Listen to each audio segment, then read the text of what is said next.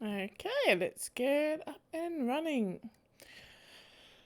Cool, so this is a first time playthrough for me of Shadowrun Returns. Well, mostly first run. I have played like about an hour before giving up.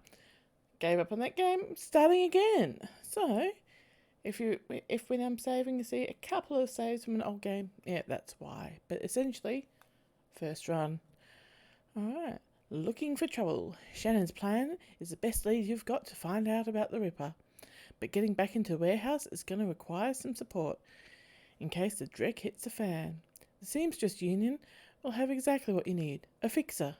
Finding this necessary middleman and deal broker is key to most plans involving Shadowrunners. A good fixer's worth the yen. Oh, okay. Didn't let me finish reading that. Oh. Hey, John. Ah, Cherry Bomb flags you down as you walk through the door. Hey, Caldy, there's a woman looking for you. Jessica something. She's waiting for you by the stage. Bellevue type. Wouldn't order anything. Wouldn't touch anything. I think she's afraid of diseases or something. Thanks, Jerry. No charge, chummer. So, why is the bar so empty tonight? We don't get much action in the early afternoon. Just a few salarymen slumming Touristville and hoping to talk to Madame Sinful and some die-hard regulars. Madame Sinful? That's what the downtown folks call Miss Kaboto. It's a Touristville thing. They like her to have a naughty name like that. So, who's around tonight? I just got in. I think Coyote's cleaning the back bar. Mr. Delilah's hanging out in his usual place. The vendor's downstairs coming a few minutes after me. Oh, and Bartlett's here. Don't think you've met him yet. Oh, so who's this Bartlett fella then? John Bartlett. Big presence at the end of the bar. He's in the biz. Connected. You might want to meet him. You got someone bothering you there, Sherry. You mean my ex, Shane? Yeah. No, he hasn't been in since that last time. No calls or pages or handwritten notes either. Weird. He was so persistent. I guess he finally got the message. Maybe he'll find someone that universal brotherhood of his and settle down. Alright, well, have a good one then, and I'll have a look around. Have fun. Hey, Bartlett. John Bartlett. Full of life with a quick smile, man tilts his head and watches you approach. Hey, lady, what's shaking? Well, a little of this, a little of that. I hear that, May. Might have something for you if you got the yen. Oh, I'm listening. You ever hear of that Nephilim network? Of course you have. An in-the-know lady like you has to have heard of the premier merc team out there. Yeah, totally. No idea what he's talking about. Sure. Then you know you can hire us to run with you when you need expert help. Not just any chobe calling himself a runner. We may cost more, but we're worth it. Alright. Have a chat with Van Gra? Yeah, very busy, very busy. However, we'd pick up some data from the NTSB. I do know that Renraku would pay to keep it quiet. And heirs would love to pay to know what it is. You might be interested. Oh, come on. 18 yen? Tell him he's dreaming. I know you'll double dip on it. Come on. Pay up the cash. Lovely.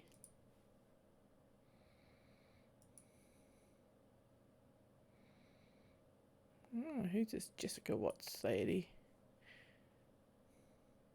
Hey, Jessica.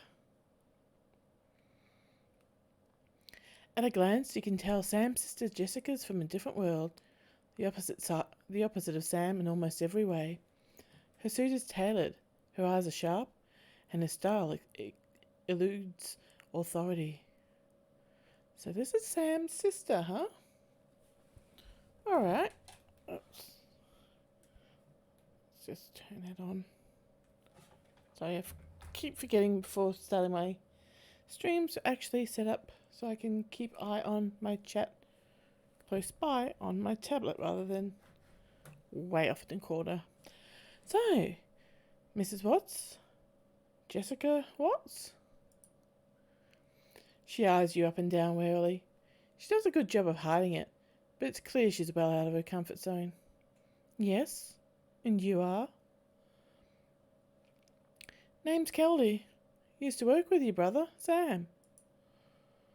I should have guessed. How's that? You look like the type. Seedy. She seems to instantly regret saying it. I'm sorry. Look, I just want to understand what's going on here. A woman who called herself Coyote contacted me this morning to inform me that my brother was dead and that I should come to this place and speak with someone about an investigation. Yeah, that's right, and I'm hoping that maybe you can help me get to the bottom of it. I don't know what use I'll be. Well, if you answer a couple of questions for me, we'll find out. Alright, but... She then furrows her brow, regarding you more critically. You're not with the police, are you? I have been getting that a lot lately, but no, definitely not with the police. By the look of her face, she's clearly struggling with this. I'll be honest, I would just as soon put all this behind me, and the fastest way to do that is to go through the proper channels. Surely there's an official police investigation going on. Why not let the professionals handle this?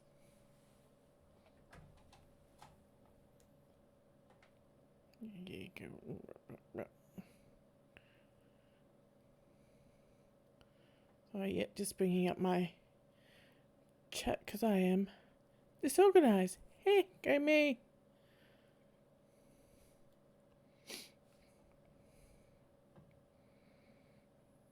Wait, don't. Stupid. Grr. Yeah, go. No, that's not what I want. Thank you. Now, would you... No, you're just not wanting to go. Oh, that's going to be annoying. Why won't it go in landscape mode? That'll work. Sort of. It's at an angle, but it'll do. Cool. Lone Star. Professional. Certainly not the ones I've seen.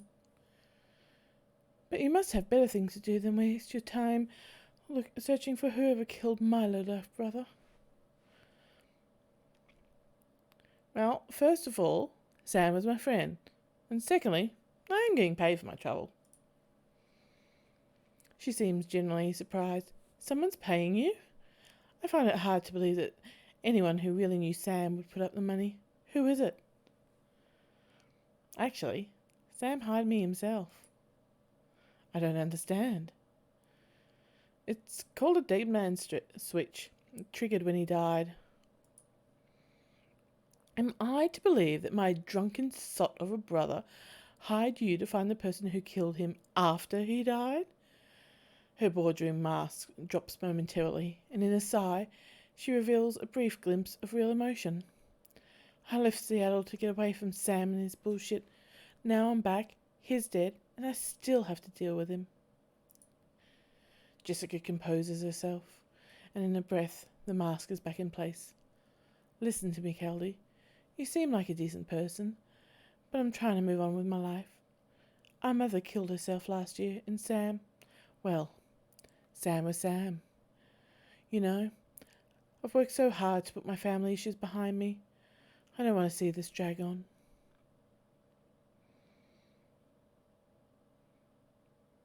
You're not asking me to quit investigating the death of your brother, are you? No, I don't know. Maybe? Look, I don't know about where you're from, but on the streets, Honor still means something, and I'm sticking with the job. In fact, your brother had my back when I needed him, so I'm not walking away. Are we talking about the same man? My brother was worthless, Kelly. Worthless. He used people. She sighs. She's done. Never mind. I can see you're not going to let this go, and I respect that you're honouring my brother's memory in your own way. But I hope you can understand how emotional this is for me. Jessica's demeanour instantly changes from reluctant to helpful in the span of a single meditative breath. Maybe you can do things in a way the police can't, and maybe I can help. What do you need from me? When was the last time you saw or spoke to Sam? It's been ages. I can't even remember. The bartender here recalls Sam complaining about some arguments with his sister. I don't know what to say. Maybe he dwelled on the past when he was in his cups. We certainly argued enough when we were younger. Where were you the night of Sam's murder? I will overlook the implied accusation and tell you that I was at a fundraiser all evening. A very crowded fundraiser. Did Sam have any enemies? Sam's biggest enemy was Sam. I don't know of any others. You would certainly know better than me these days. Were you and your brother ever close? I think I've made my feelings about Sam pretty clear, don't you? You don't actually sound sad that he's gone. I mourned losing Sam long before he died. I show her the picture of her and Sam as children. Jessica takes the photo from you guardedly, as if it might sting her, but that guard drops the moment she looks at it. Where did you find this? In Sam's bunk. I can't believe he kept this. It seems like it was one of the few possessions he had. She studies the old photo for several silent moments. What happened between the two of you? Things were different back then. We were different. We were a family. Then, after our father died, things began to change, and we couldn't get back to a new normal. With our dad around, there was always a reassuring order to our lives, but after, everything got messed up. You can never really appreciate the importance of a person in your life until they're gone. The remorse plays wet across her eyes, and it seems she's not just talking about her father. Jessica then steels herself to tell the rest. Sam tried to be the man of the house. He truly did. But he couldn't handle it, and pretty soon he'd spent every dime of our father's life insurance. Every dime. After that was gone, with Mum working 2, 3 jobs, he spent all her money too. I couldn't stand the way he abused her trust, so finally I just had to leave. She holds the photo forward, one part of her ready to relinquish it along with the past, another looking to hold on to both. May I keep this? Please do. Thank you. Can you tell me a little bit about your mum and her death? She was a devout Catholic. I don't think it's an exaggeration to say that she sacrificed her life for Sam and me. But she turned a blind eye to what Sam was becoming, refused to acknowledge his downward slide. I couldn't watch her do it anymore, and so I moved out. After I left, we drifted farther and farther apart. I wasn't here when she died. In fact, I didn't even know about it until I returned to Seattle 5 months ago. Oh, so where were you living before you moved back here? Calfrey. What took you down there? It was less of what brought me there than what made me leave here. I felt lost in Seattle, so I moved to California to see if I could find myself. Did you? Actually, yes. While I was there, I developed a whole new look on life, a vision for what the world could become, and I came back here to help make it happen. All right. Well, I suppose I've taken enough of your time. Thanks, Ms. Watts. Just as well. I need to get back to the office. But before you go, you should know that I'm reinterring my mother's body tomorrow, and I'm arranging to have Sam buried with her. The funeral's tomorrow at Our Lady of the Blessed Sacrament, 7 o'clock. You're more than welcome to attend. Thank you. I appreciate it. Goodbye, Keldy. I hope you find what you're looking for. Stay safe.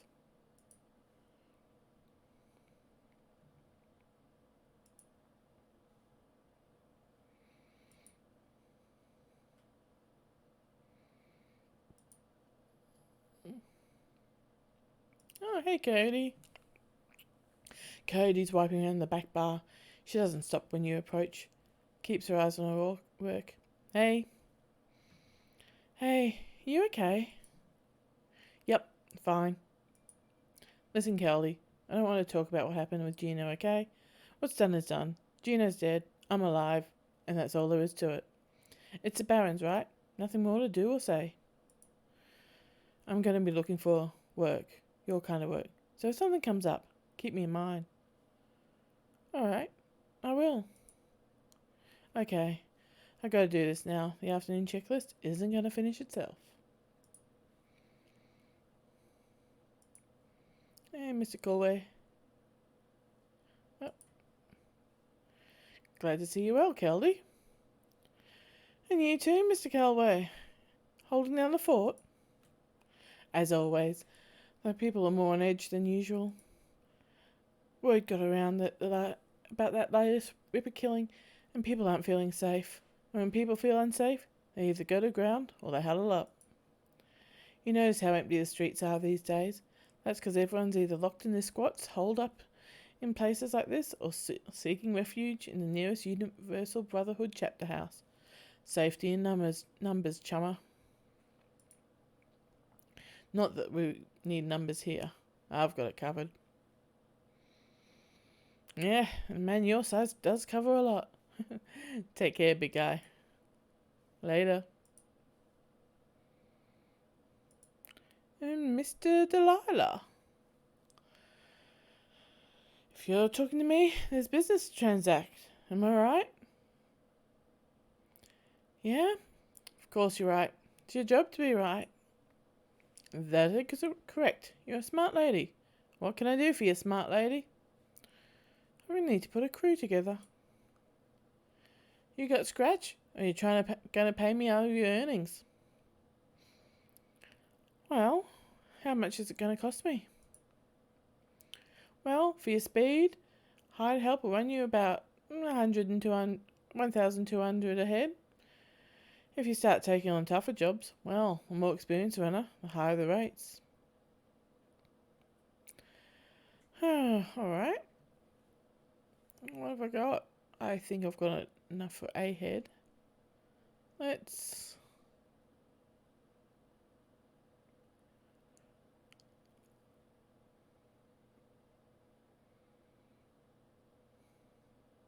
Yeah, let's pay up front. Excellent. We agree on terms. I've got some runners on call if you've got any special requirements. I think I do have some stuff to take care of first. But cheers. Right, head downstairs, see if anything's down there.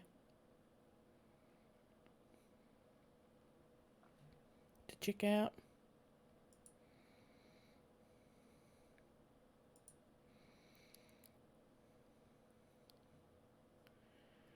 No, got nothing in my stash that I need.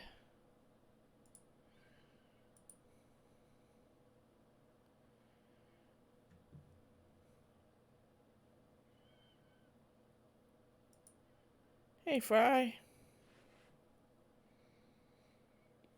You look like someone who needs the latest in Matrix tech. What can I get you? Let's see what you got. Absolutely nothing I can use. Goodbye. Actually, Grubman, you have anything I need? Actually, yeah. The Orc stands Centennial looks every bit like he's waiting for a commanding officer he can crisply salute. He only appears at ease when he's cleaning the barrel of a rifle or counting out the bullets in the magazine. The rest of the time, he appears as he is now, ramrod straight and primed for anything. How are you, my friend? Fine day to fire a weapon. What say you? Why don't you tell me a little bit about yourself there, Buster? Were you in the military once? After a fashion, yes, ma'am. Sergeant in the 31st California Militia. It's no longer a recognised unit, and there are those who would say we never were. But someone has to stand up to the tour, and it fell to us. Yes, ma'am, I was in Cal 3 when the L's came marching down the north in 36. After the UCAS pulled their support, we had little in the ways of an organised defence. But what we did have was a stockpile of weapons and ammo down in Oakland. The locals in NoCal held out long enough for us to bring the heat. And I tell you, all the magic hoo-ha in the world ain't enough to stop a V11 hot rock from cracking your dome. We drove those elves all the way back to Eureka. Would have pushed them all the way back to Portland too, but some ninny down south reached out to the Japanese for aid and got our own version of Normandy for the trouble. Things went to hell in a handbasket from there.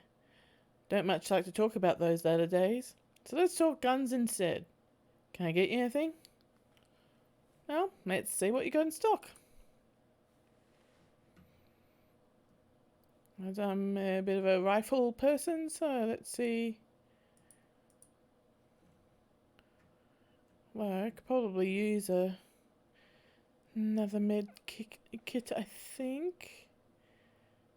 Yeah, let's use a med kit and...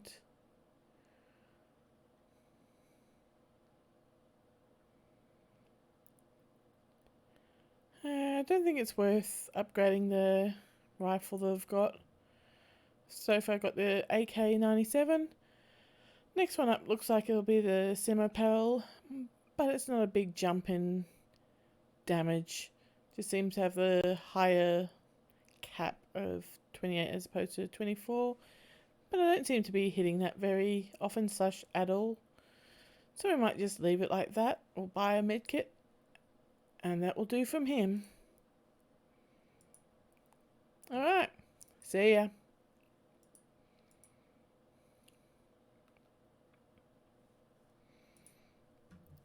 And we've got a lot of karma to spend. So let's look at how we can upgrade ourselves.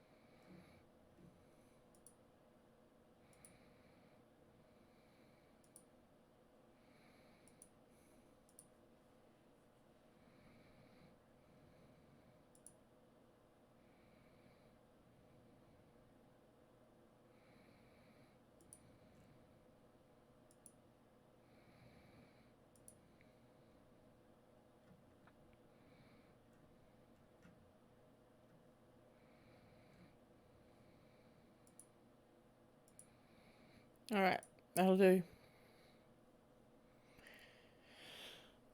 We've bumped up our use of our rifle a bit, just a tiny bit, a bit of our body strength or sort of like soaking damage resistance, and a little bit of our summoning charisma. Right, other than that, I think equipment doesn't seem to have changed much since I last. Why don't you tell me a bit about yourself there, Algernon? My story's not so different from those who come before. I am but a merchant, though one whose wares are far from mundane. I come here from Tiltonere 4 years ago after the governor of Seattle signed an exclusive trade agreement. Sorry, cat just jumped on my... Can't. Yeah. Ow. Okay, that was a bad idea. Just stay there. No, don't hit the microphone, Nibbles. So after the government signed an exclusive trade agreement with the Council of Princes, and so the flow of magical goods came to pass through the city ports, so have I.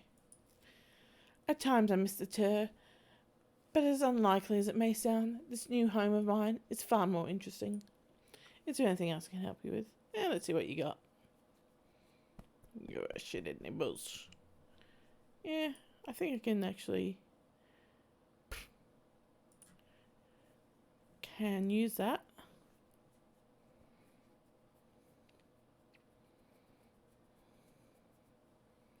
You're a pest, Nibbles. You're a pest. I don't think I need slower silence.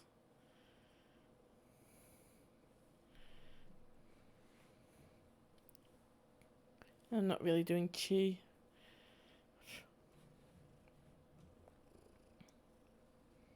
Yes, kitten.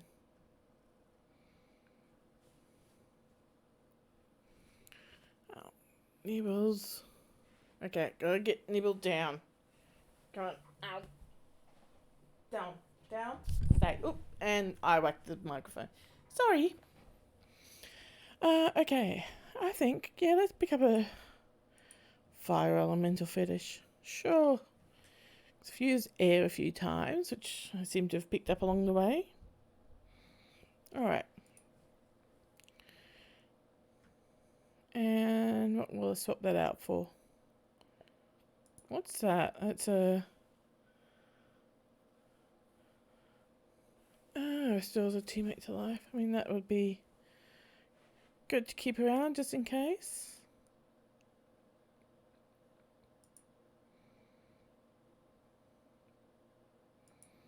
I'll save the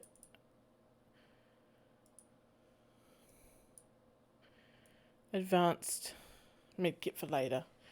Alright, so I've got 2 elemental fetishes with me, 2 medkits, a trauma kit, and a grenade. Alright. Cool. Let's get out of here. Actually, can I chat with the doctor again? Wonder if she has anything. Dr. Castle glances up only briefly from her charts. Her impish friend, on the other hand, tracks your every move, like some sort of humanoid raptor with a mouse under its shadow. Lived to see another day, have you? Oh, that remains to be seen. There's still more work out there to be done. As long as you end up here in the end and not on some organ grinder's table, I'm satisfied.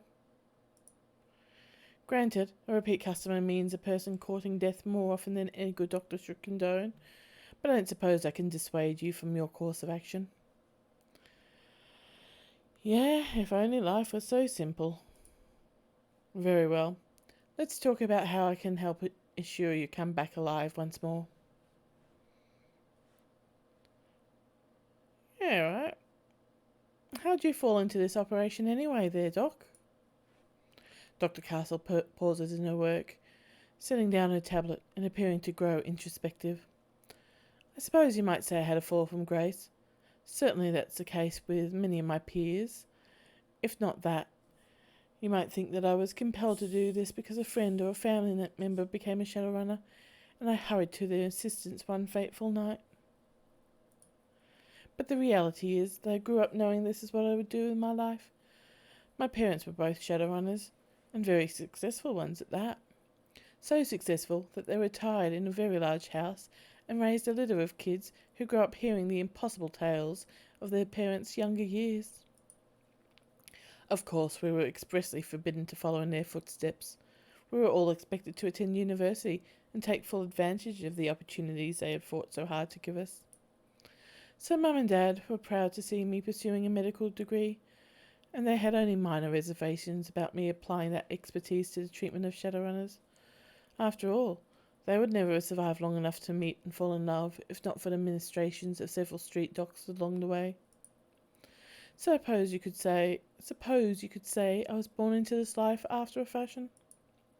She picks up her tablet and resumes her work. Is there anything else I can help you with? Have a look at your cyberware. Hey, we can upgrade ourselves. Nice. Alright.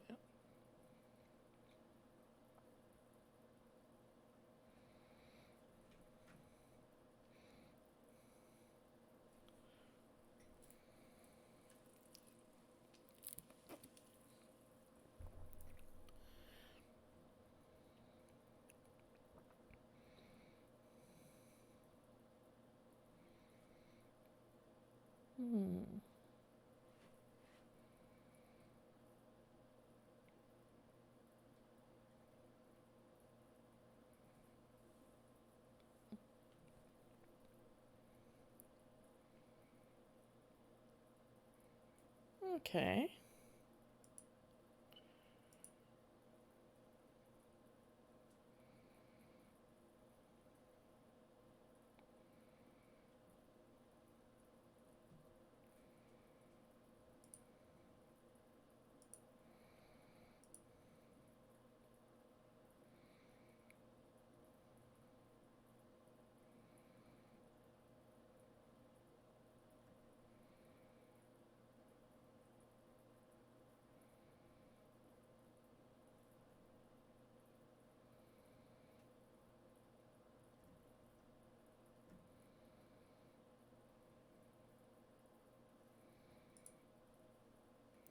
Install cyberware. Cyberware causes essence loss. This affects the magic rating of your character, as magic is equal to essence rounded down. Magic is very important to spellcasters. The base number of spell slots available to the caster is equal to half their magic rounded down. Therefore, losing essence can cause spell slots to be permanently lost. In addition, each point of magic loss increases all spell cooldowns by +1. Casting a spell again while it's cooling down can drain damage to the caster. You cannot have less than one. Okay, maybe we won't do that then. Let's see your supplies. Okay, so you also sell some mid kits and the trauma kits, which I don't need at the moment because I've got one still. Alright, never mind. Let's head out.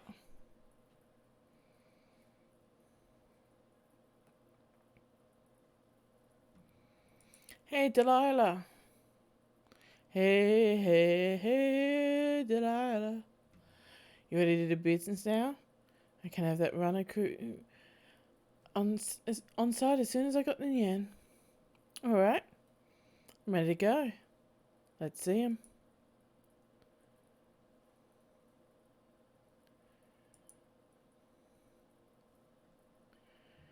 Alright, so I got...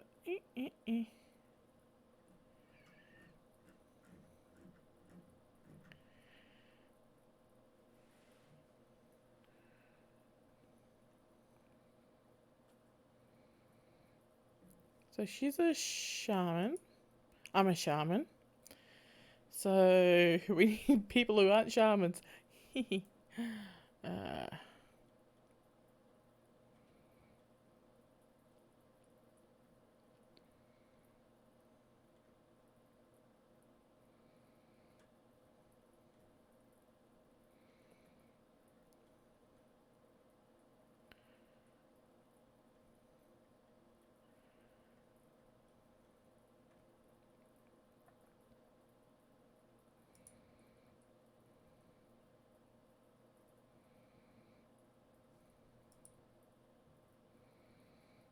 Hmm.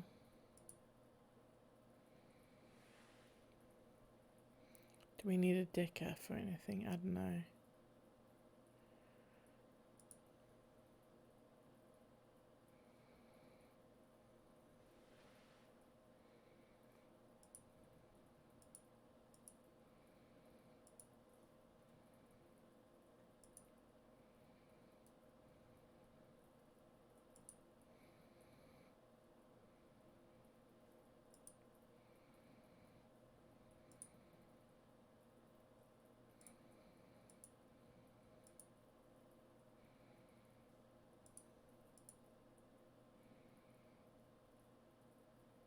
Yeah, I think we go Hidden Fancy there. Looks pretty good. Let's grab our Troll Samurai.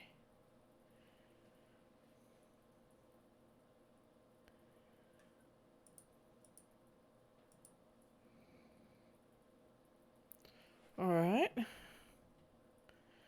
I wish we could take Coyote with us.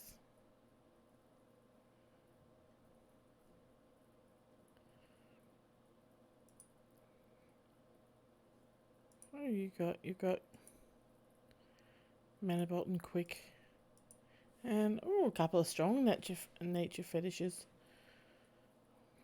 Beginning you to use them up. Alright.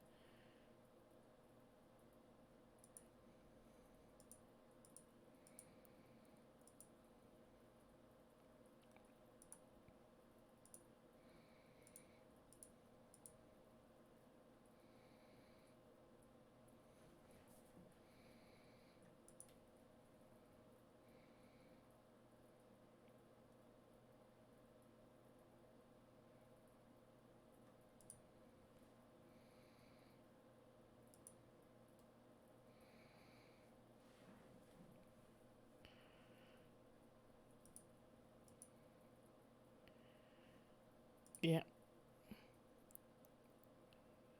No, that's what I meant. Okay. Hire these runners and meet Shannon at the warehouse. Yep.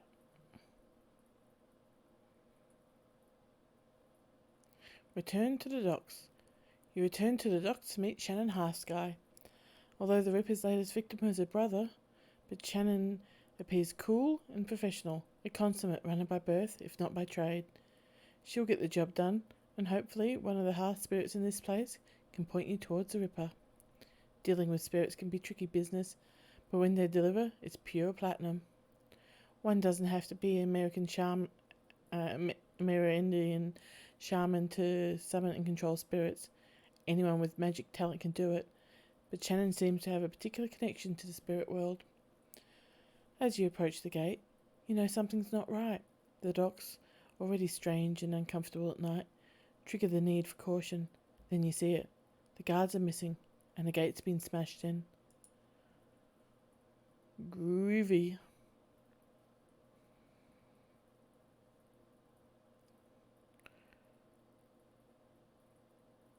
Alright.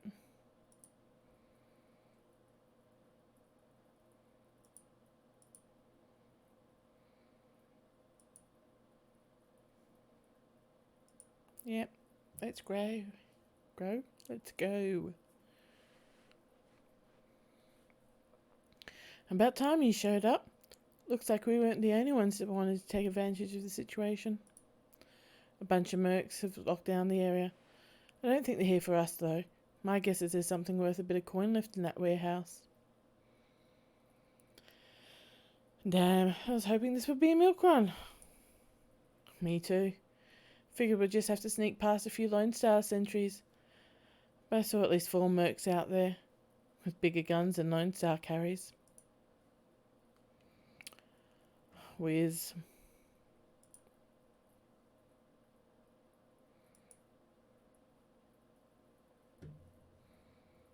Huh? Scrawny guard. You there? This block is off limits. We've got a gas leak on the docks here. No loitering.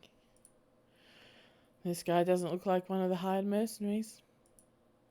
Hey, are you even listening? Get out of here. Really, guy? They aren't paying you enough. Especially not once Lone Star sends a response team. Frag, I knew he was lying. Told me he had jammed all the Lone Star channels. Damn it, I'm out.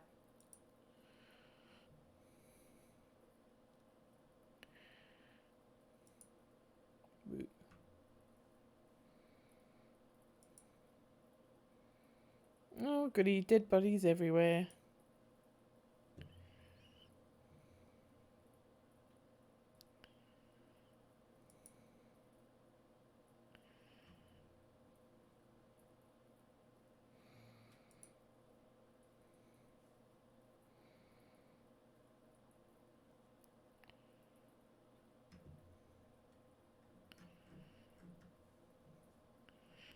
Oh, brilliant.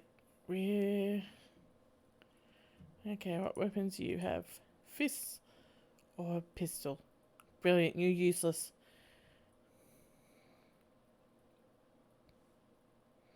Ah, but you have a nice little elemental.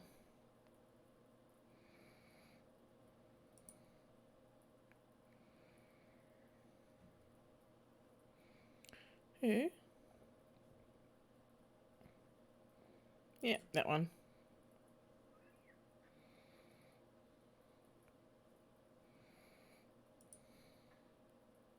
Ah, you missed. Lovely.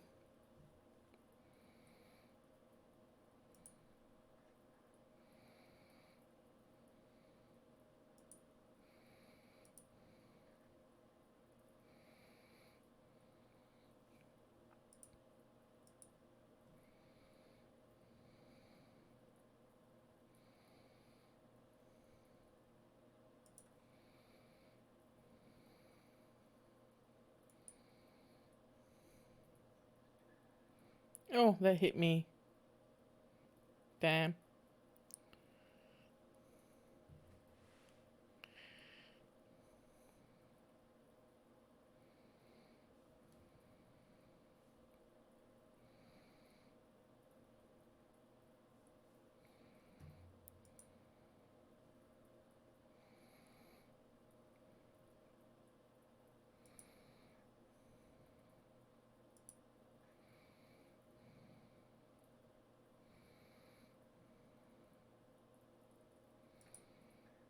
Oh, she's useless.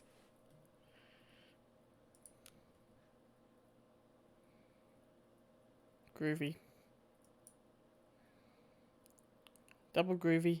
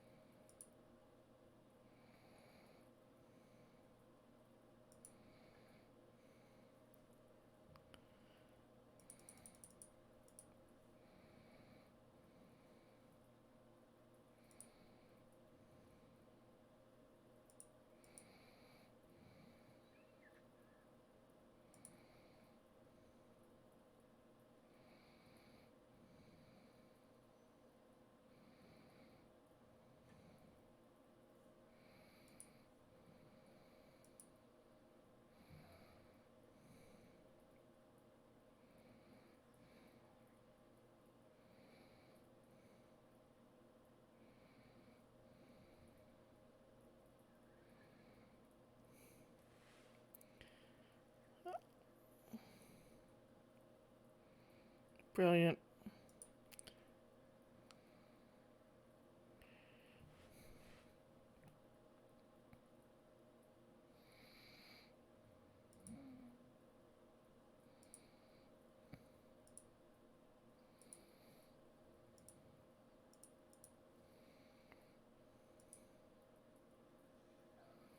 Nah, not missed.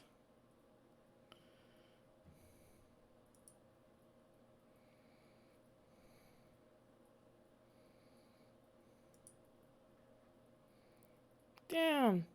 As soon as the last merc hits the ground, the docks become eerily silent. Brilliant. Picked up the key to the warehouse.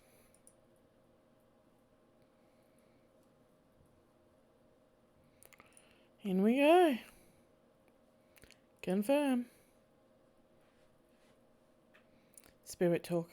You head inside the darkened warehouse with Shannon. Her eyes have that far-off glaze associated with someone looking into the astral plane.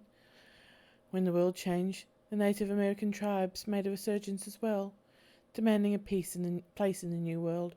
They got it.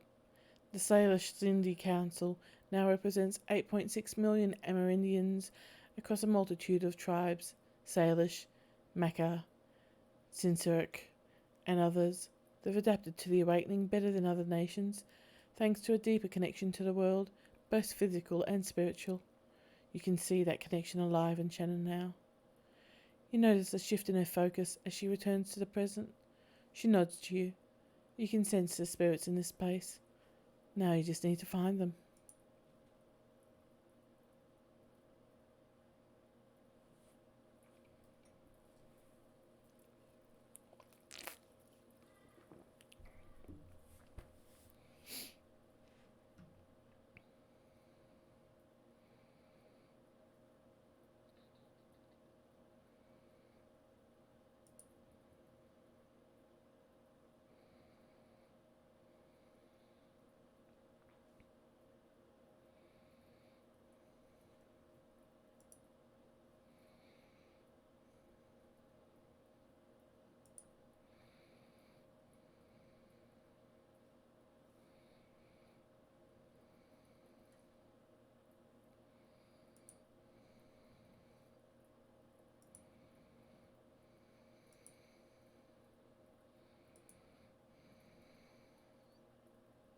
Nice, crit.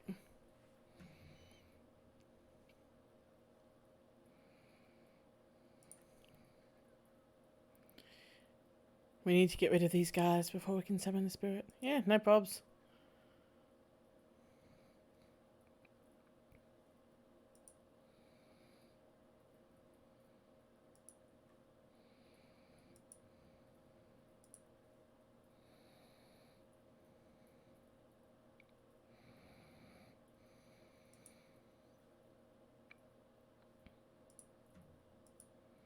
Oh, dang.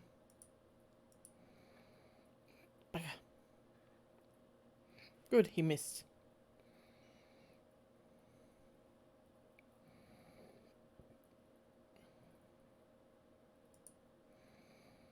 Nice.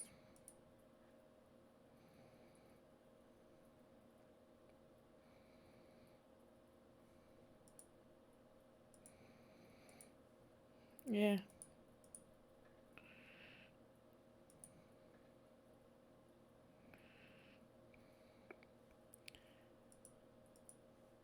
Man, he's tough. Oh, he's a troll. Of course he's tough.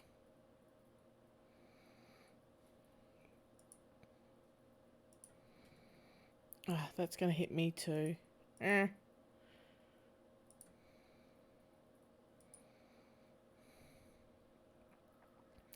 give you a boost.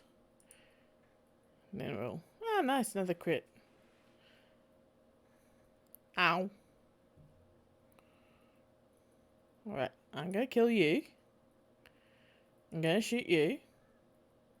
Ooh, big one. Nice. And he's down. Lovely. Alright. You can move over there. It's time to find out where the other fellas are. Oh, we should have brought a decker. Forgot about trying to get into that room.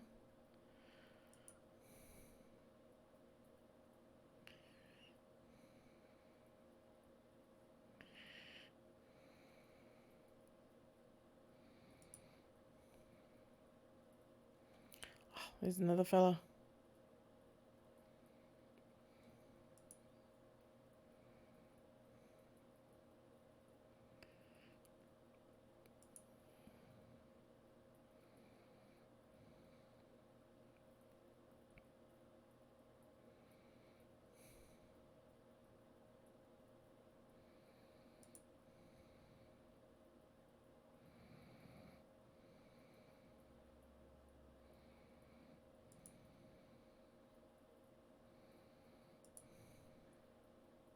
Aw, really?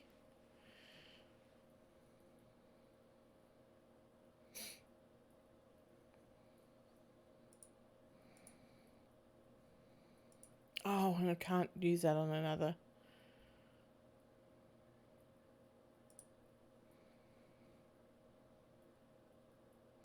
Yeah, I'll give myself armor because well, I'll get her to give me armor.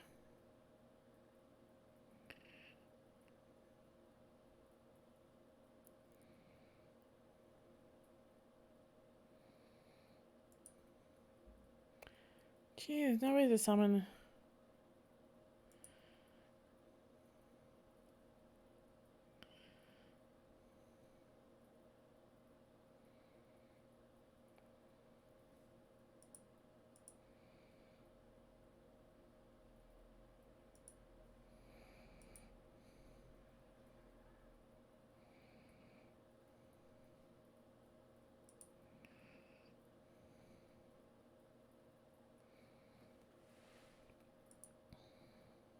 Oh, really?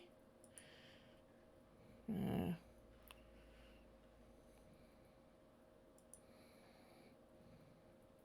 he's down. Lovely. Cool. Alright, who else have we got? Guess they're through there. No? There must be more people around, otherwise I would have dropped out of combat. Question is, where are they?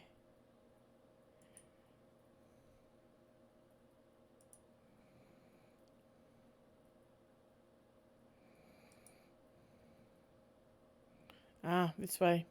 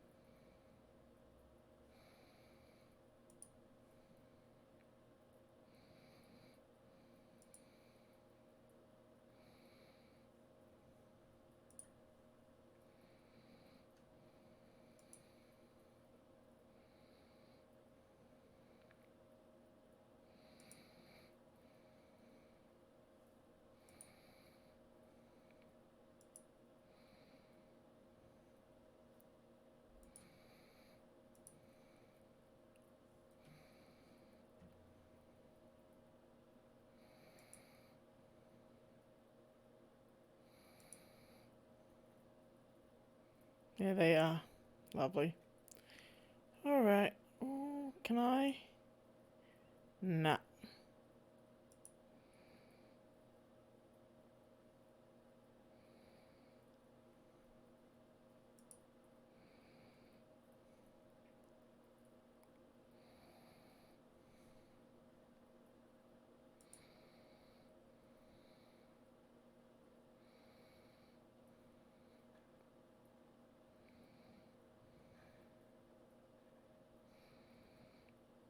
Oh, here's another one. Okay, can I get to that now? Nope. Grr.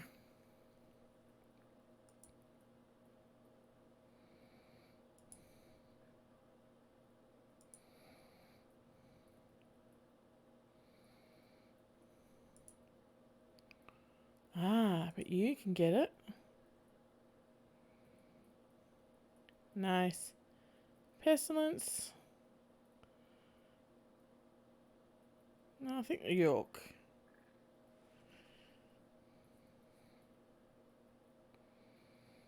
They're both. Oh, they're all out of range for me. Alright, I think. Head over here.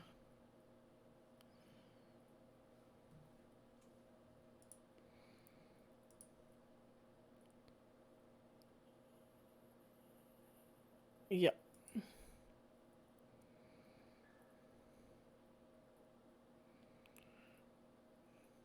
We're here first, assholes. This is our score. No, it ain't. You? I think you were the one who had, yes, frag grenade and concussion grenade. Let's chuck a frag in there.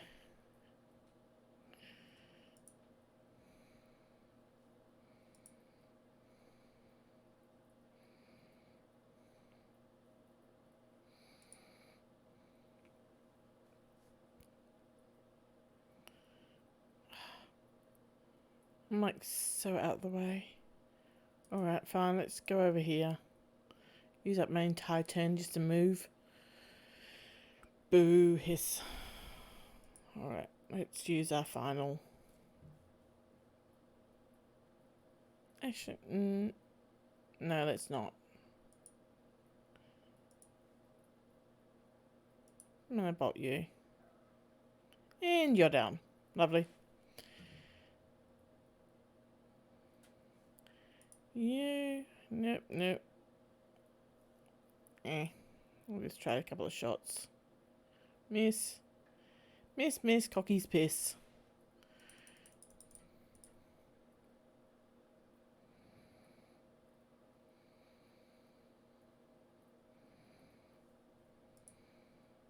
Alright, so there's confusion.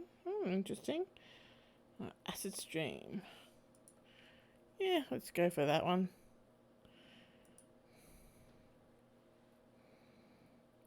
Cool. And then I think just some basic attacks. I'll probably knock him out. Yes! Lovely. Last one. Alright, I'm going to grab whatever that guy dropped. Nice. Nice, that is. It's nice. Alright. What's up, Shannon? Oh, now summon the spirit. Got some forgotten souls. The air grows cold, and the spirits of dead children coalesce from the vapour of your breath. Their cherubic faces are burnt, and their lips quiver as they are about to cry. But their eyes are round and vacant, and they glare at you now, unblinking. We are the innocents who have perished in the flames, choking on smoke, as we fall from the sky, crying for our mothers. You bring anchors to your world, which was once home to us, and we will use them to testify. Show the first magical fetish to the spirits. We no longer see the world of Flesh Seeker, only the essence and auras of living things. Words, though, words may echo through the veil, and sometimes we may hear them. Last night, this place was filled with a scream that went on and on, drawing us to it. It was a man, crying out for a witness as he died. And so we came to bear witness, but fled in terror before the malevolent spirit that profaned the man's remains. The spirit was other. It was not of this place. It had twisted its way through the veil and through the dark to come here. Show the second magical fetish to the spirits. When the other had gone and we returned to our vigil, we found two creatures of flesh. One you would call an elf, unsullied by technology and able to channel the energies of the cosmos. Yet his spirit was corrupted from within. He was dark and twisted, yet not like the other, so we did not flee. The second we knew to be a troll. Ribbons of his essence had been frayed from him, leaving cold machinery behind. His aura was the aura of one simple and confused. Between elf and troll lay the remains of the man whose sister now chanced to us for justice. Nibbles! Oh my god, you're a shit. Oh my god, you are a shit. The elf, his essence remains in this place. Where the man died, something else had been left behind. A small part of him, perhaps. Spirit, can you tell us any more? The spirit begins to fade. All but one. Its eyes harden, and it takes full measure of you, as if to commit everything about you to memory. No, we must not stay. With the spirits gone, the young shaman releases her hold on the magical tether connecting her to the other realm. She reels from the backlash, or perhaps from the emotional toll of knowing her brother's last moments. They saw him. They were with him when he died. Are you alright? She takes a series of controlled breaths, only shuddering with the first few. No, but I will be. I don't want that for him. Not what those poor souls have endured. My brother deserves to be free. Nibbles, you shit. You're shit.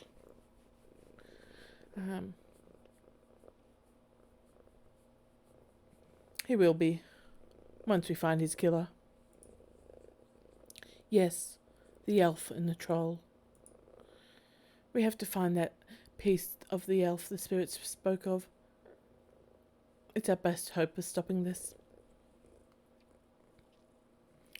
Oh, you're very cute, but you're a pain in the butt, Nibbles. You're a pain in the buttocks. Oh.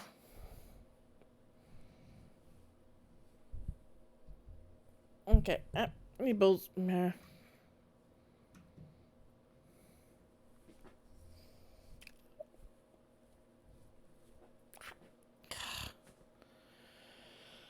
Alright. Let's have a quick look around then.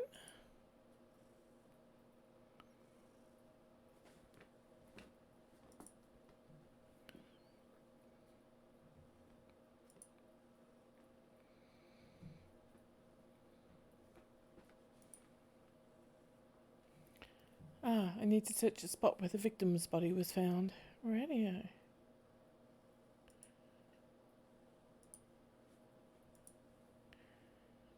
It was over here.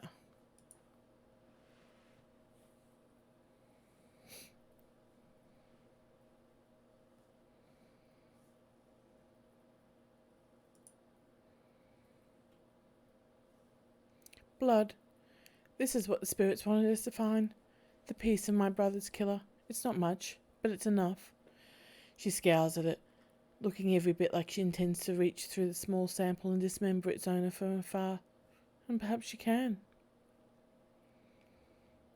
Is that enough to target a spell? All I need is a drop, and adequate time. But I'm still feeling quite drained. I need to rest before I can try anything so involved. When I'm able, I'll commune with Bear, consult the spirits, and do what must be done. But in the meantime, he might take some portion of the sample to pursue a more conventional avenue of attack. Cheers, I think I've got some friends who might be able to help. Good. Let me know if you learn anything about this elf and troll pair. And should you find them, I want to be there when they're brought low. I want to see the light leave their eyes. For my brother. I'll see what I can do.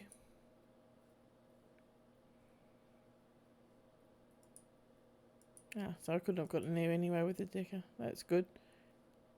You know, it works out good. Didn't pick one up, it seems. Lovely. Let's get out of here. Continue. Confirm.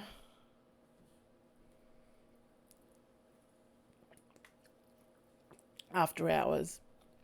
When you return to the Seamstress Union in the early hours of the morning, it seems a completely different place. Bereft of the normal crowd that haunts it, the bar feels desolate, almost abandoned. It's eerie, like the back hallways of hotels and shopping malls. But finally you have a break in your case. A sample of the Ripper's blood. You just need to find someone that can help you analyse it.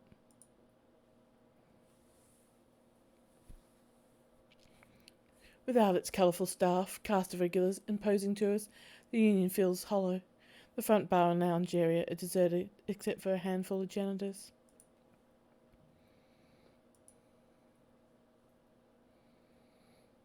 Miss Kubota's in the back. Okay.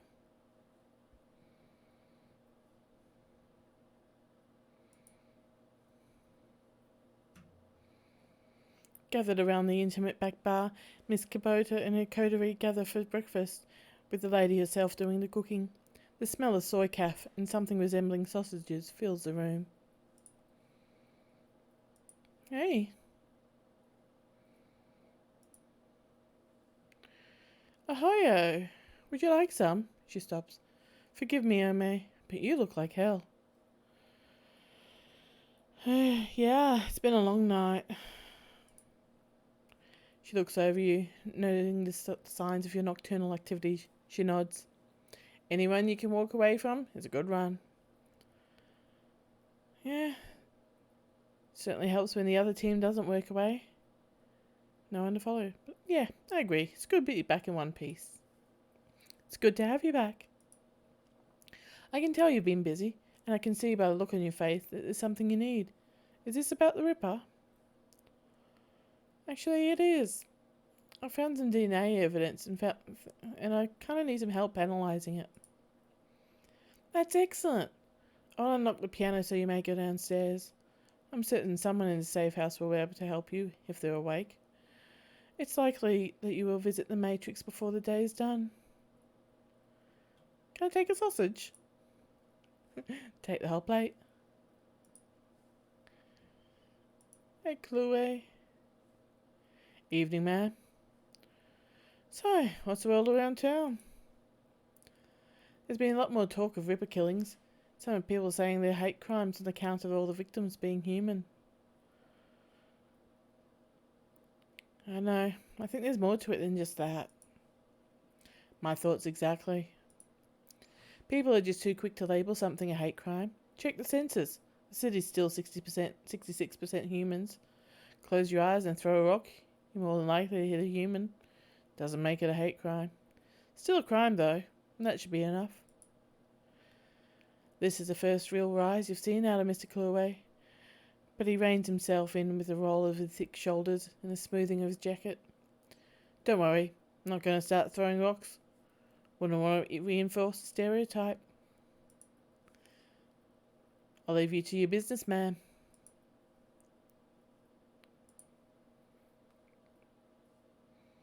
Confirm. The digital world. You've been doing a lot of legwork on this job, but it's going to require a trip to cyberspace and back to ID the Ripper, the Matrix, the cybernetic analogue of inside the grid, the worldwide computer network, a digital world, information brought to life. Inside cyberspace, your avatar does all the work while your meat body is left behind. All around your avatar are pathways to other nodes filled with data, IC, counter-intrusion programs, and other jacked-in runners. Cyberspace has as many dangers as the meat world, and more. Locked doors, security countermeasures, and black IC that can fry a decker's brain. Every movement you make in the Matrix can be tracked if you aren't careful. Get dump shocked out and your brain gets fuzzy for a bit. Get hit by an enemy decker and you can die.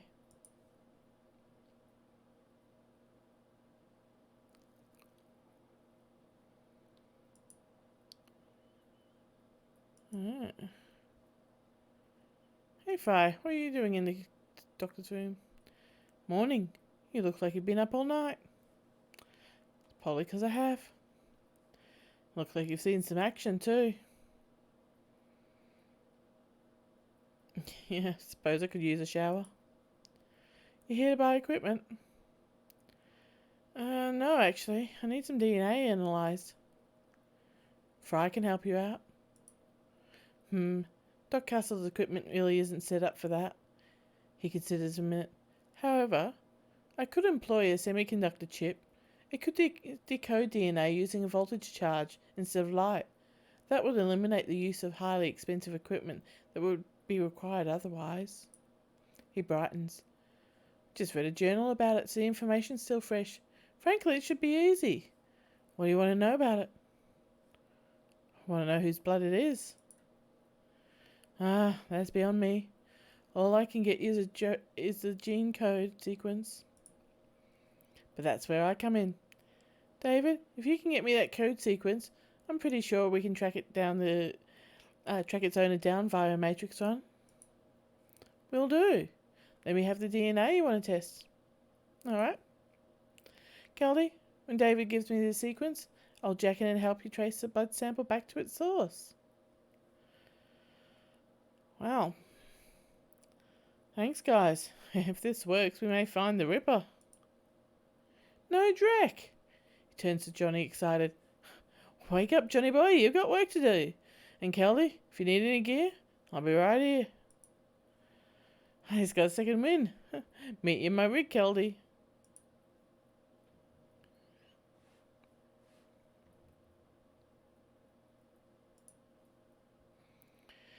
Need some hardware or software? Nah.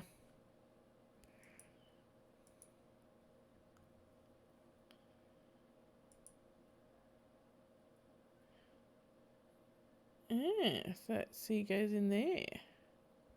Hey, Vengra. So we can get some peace and quiet tonight. You got something for me? I do. I've got a flight recorder. Wouldn't happen to be an Ares flight recorder, would it? So it's a powerful buyers looking for the right now. I can get rid of it for you. Say 20%. Leaves 2,000 for you. Yeah, that'll do. Pleasure doing business. Alright. Hey, Johnny.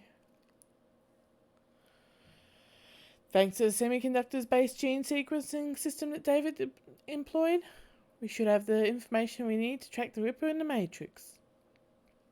I'm really impressed with his results, considering it was his first attempt. He was utilising an unproven technique he'd read about in a science journal, and he was working for memory on minimal sleep. Sounds pretty fascinating. Maybe if there's time later you can tell me a bit about it. Yeah, maybe we can sit down with David and he can share his research. But for now, let's stay focused. Here's what I'm thinking. We hit the Lone Star DNA database to see if our donors got prior criminal charges. I have extensive DNA archives. Then we go hunting based on what we find. Let's hit the decks and jack into the Matrix. I can get you into the private security grid easily. But I gotta warn you, once we're in, could get a little rough. How much decking experience have you had? Absolutely none. I've got a Tronet here. It's a headband. You wear that? Lets you piggyback me in the Matrix. You'll see and hear everything I do. Alright. So, I guess we're playing as Johnny Clean for a little bit. Cool. We're in. The arc will take us to the next node. Okay. Data store ahead is defended by intrusions countermeasures.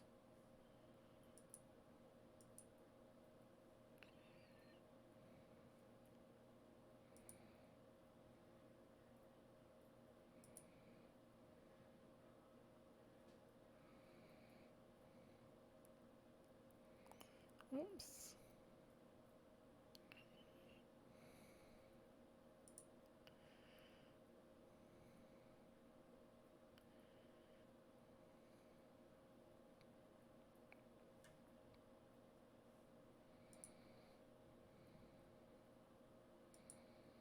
I have no idea what any of this is. Oh, come on, how can I miss from that distance? Let's hide. Good.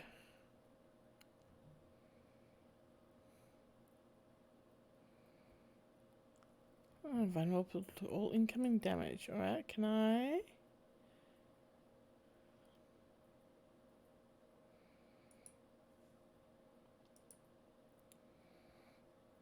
Oh, I missed.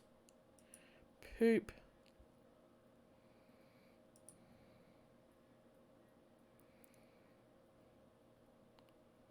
Alright, I think I need to heal myself.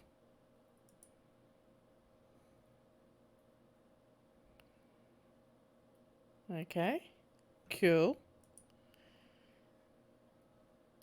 Alright, he's down.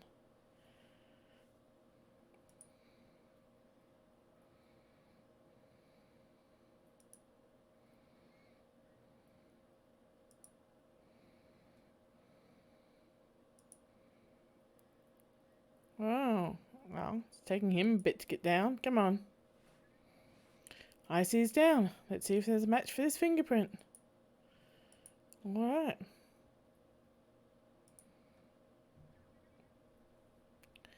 Match located. In the arrest records database. Silas Forsberg. Status deceased. Profession chop shop surgical assistant. Priors baking entry. Public decency. Brought in for questioning on accusations of unlicensed plastic surgery. No charges filed. We're hunting a dead man. Alright. Oh. More security bots.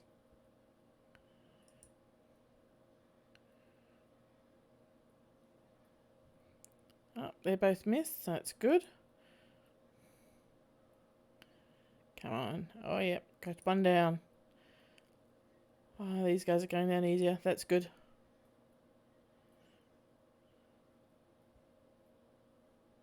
Alright, and autopsy. Autopsy records. Subjects, Silas Forsberg. Notes, subject was found overdosed on half a dozen different sedatives. Several anti-anxiety medications were also found in his system. Face was mutilated, possibly self-inflicted. Identity could not be confirmed immediately due to disfigurement. Had to check dental records to confirm. No next of kin. So very easily could have not been the body. If it was a chop shop assistant, he may have changed the dentalness, pulled out some teeth, that sort of thing. Large puncture wounds were found in several places on the body, possibly large bore surgical needles. Body had been decomposing for several weeks before the landlord noticed the smell and called the police when no one answered the door. Story just keeps getting weirder. Alright.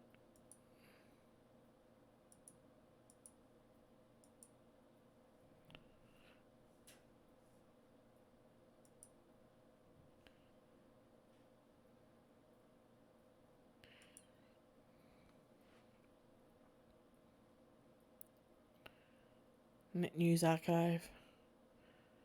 Oh, whiz. You guys suck balls.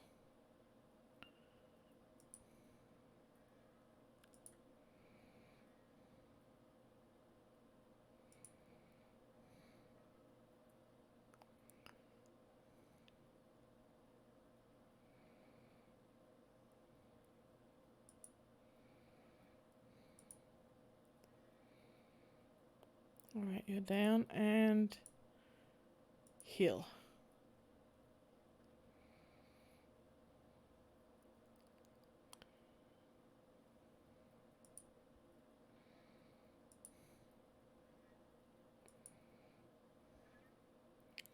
Down, lovely.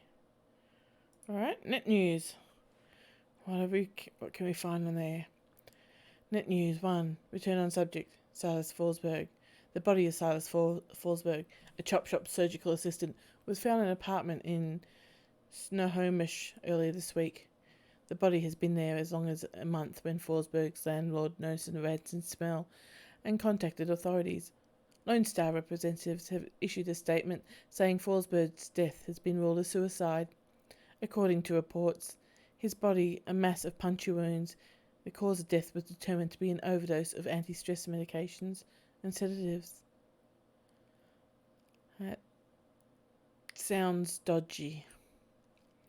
The man's employer claimed he was a dedicated employee. Although he suffered from bouts of depression, Forsberg's next of kin could not be located, but the attorney appointed to his estate has located a will written weeks prior, leaving all his belongings to his psychiatrist. The identity of the psychiatrist has not been released due to privacy concerns. Yet another sad end to life, as is all too common here in the sprawl. Alright, time to leave this place.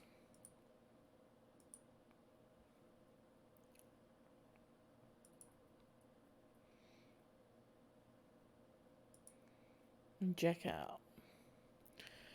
So here's what we know. A DNA evidence belonged to a dead man, whose death was never explained, who worked with chop shops, which fits with the living guy that you've met. The Newsnet said he left his estate to a psychiatrist. Maybe finding out who his psychiatrist was will give us the next clue. My gut says we can deck into the medical board's records and reverse trace it to find his doctor. You in? Just give me a minute. Let's see.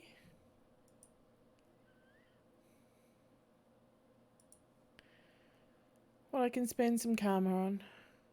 That may help. Prob's nothing.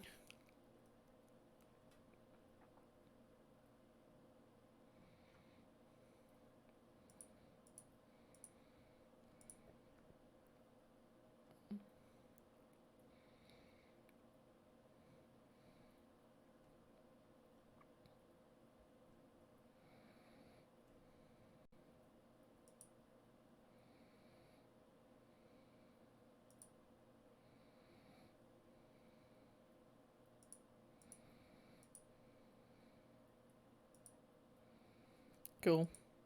And it's not going to help me with the deck and stuff, but...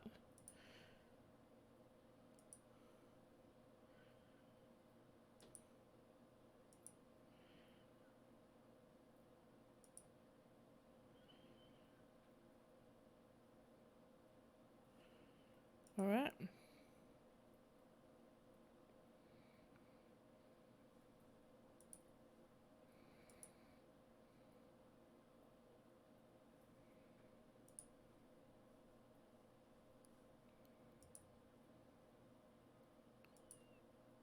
Oh.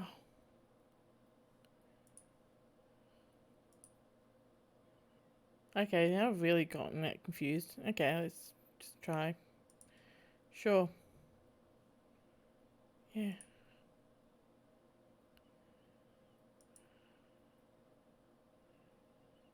Okay.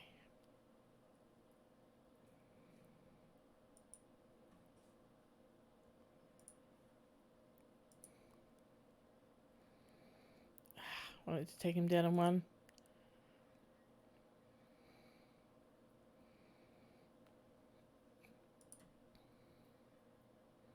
Oh, really? Okay, got him down.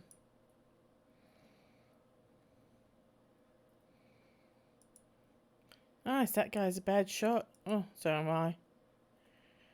Come on. Go down. Go down.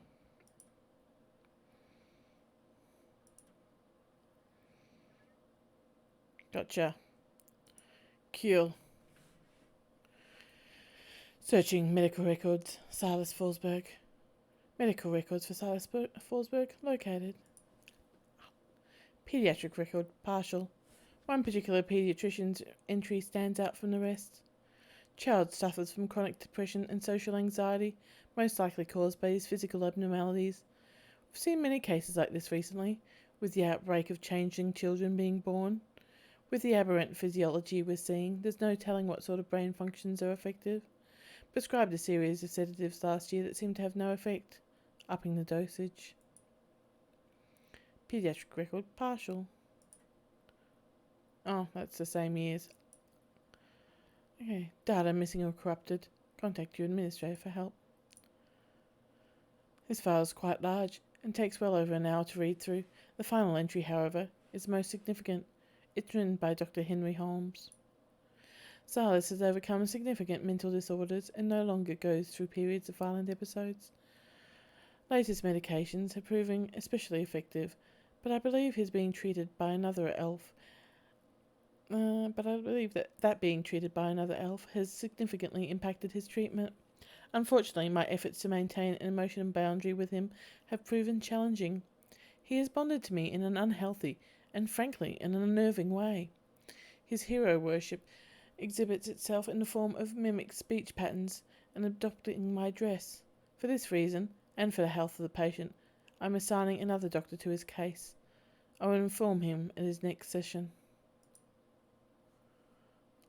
Okay. Got a name, Dr. Holmes. And keep going.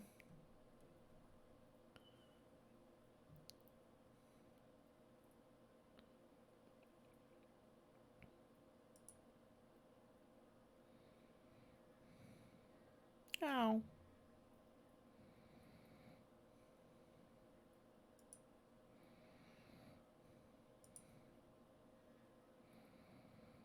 Cool.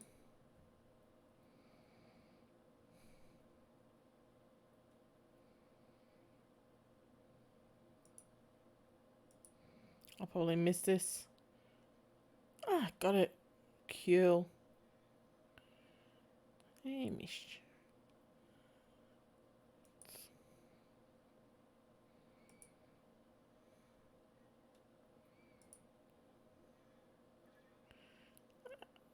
Gotcha.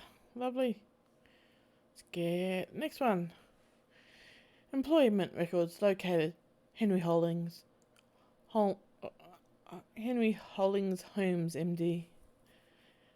PhD. Check current employment status. Current employment status. Dr. Henry Holmes currently holds the position of Chief Psychiatrist and Administrator at Mercy Mental Hospital, Snohomish, Washington, UCAS. And previous employments. Psychiatrist in residence, Mercy Mental Hospital in Snohomish. Attending psychiatrist, Mercy Mental. And private practice. Alright. Back to meat space. Radio.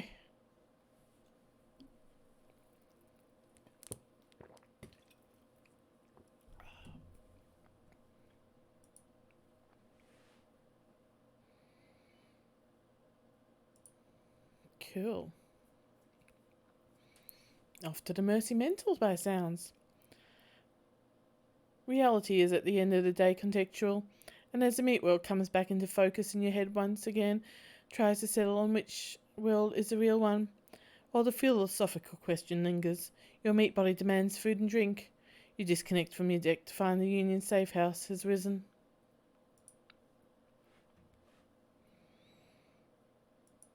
Hey, David. David looks almost as tired as you do. You can tell that the case has gotten under his skin like it has yours. Any luck in there? We found an exact match for the DNA, but it was linked to a dead chop shop assistant by the name of Silas Forsberg. Now, I have my theories, but what do you think's going on here, Kelly? I'm thinking that Silas faked his death. It's a distinct possibility. What was it we saw in the autopsy report? His face was so mangled they had to use dental records to identify him. Good catch. That matches up with something I've seen runners try. It's easy enough to try to find a body shop that'll make a specific replica of teeth for you. Find some schlub off the street no one will miss, swap the teeth, and throw the heat off your tail for a while. Luckily, I've never been that desperate. But why would he need to go to those lengths? Did the police records find something linking him to a different crime?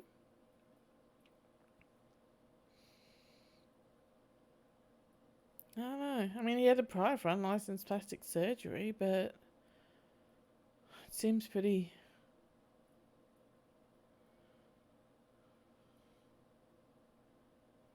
extreme. True, wouldn't look too good on someone's record if they wanted to become a doctor. I think this is beginning to come together. Late Silas left all his belongings to a doctor. Dr. Holmes. Employment records have him at the administrator at Mercy Mental, and the picture on his file matches the person you saw downtown.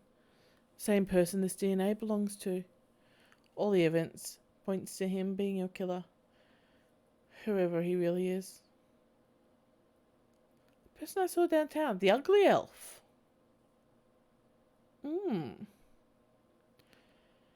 Well, I suppose I should go downtown and find this Dr. Holmes and ask him some questions.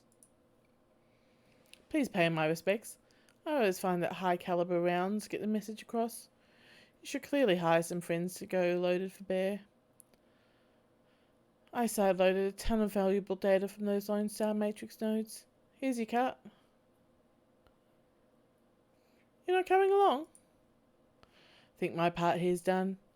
You might want to go sticking your hand into a hornet's nest. I'm a little more wary of the jobs I take these days. Alrighty.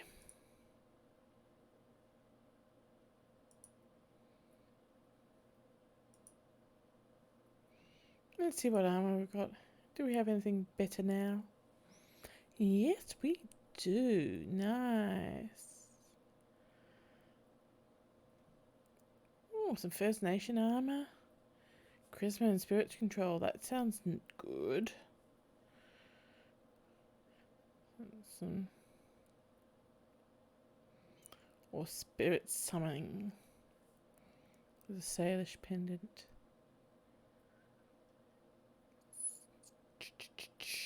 Because at the moment I've just got the Salish runner. Which, yeah, not bad. But... yeah, I'm tossing up between First Nation there. Or the Salish pendant. Spirit summoning or spirit control. I think it's spirit control. Because if a spirit turns on you, shit goes downhill fast. Yeah.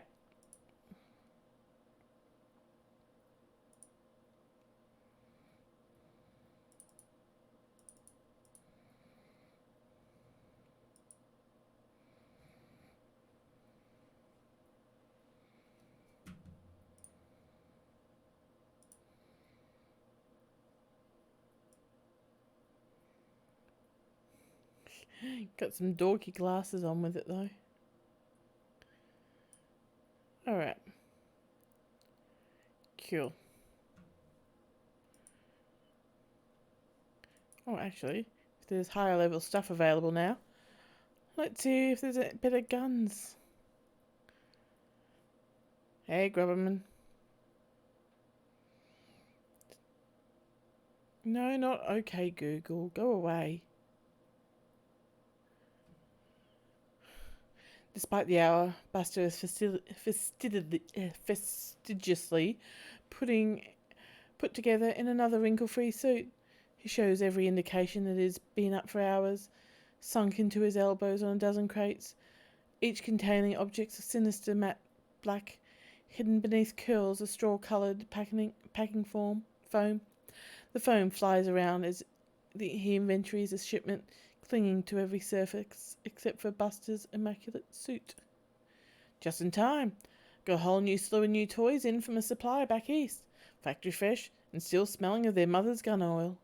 Maybe there's something in this batch you'd be interested in. Oh, how long you been doing this for, Buster? Well, let's see here. I left Cal free on July 8th, 2038 at 6:13 in the morning. It was a Thursday. From there, I wandered a bit, applied my skills at a merc in half-dozen different wars, official or otherwise. Never did take to running the shadows like some of the boys I knew. Too subtle for my taste, I suppose. Surely there was no shortage of full-scale engagements to be had, so I didn't want for work. I might still be doing it today if I hadn't lost the arm. How did you lose it?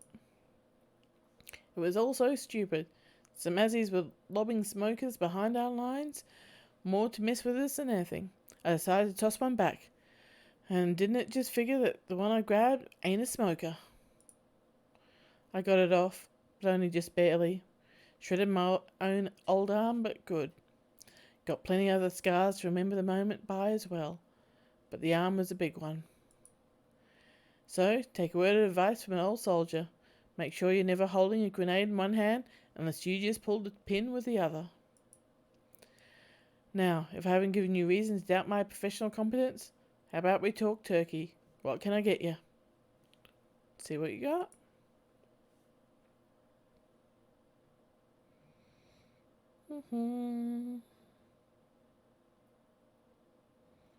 I want a Rifle. What rifles do we have? I want a rifle. Do. Shotguns. So I've got this one there. Ow! You in your claws, you shithead. Come on, go away. Heckler and Gersh. Oh. Ow. Oh. Ow! Nibble, go. You're bad. You butthead. Yeah, it looks nice. Actually, let's see if I can upgrade my rifleness to that. I've only got 8 karma though, probably not. Didn't I leave conversation? Oh yeah, never mind. Okay, now I can try. Yep, come on, karma. Rifle, nah. Oh. Nah. Need another 4 before I can get that 4th in rifle. I think that's all. Do I just need the... Let's see what you got.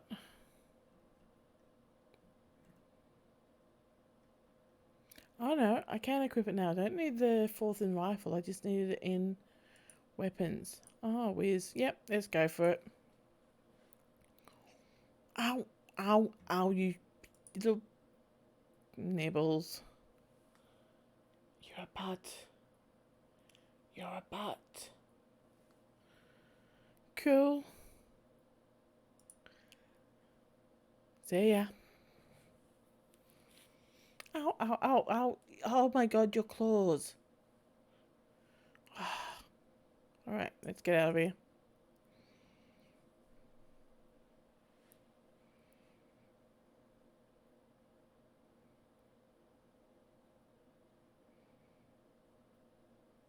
Oh, hey Delilah.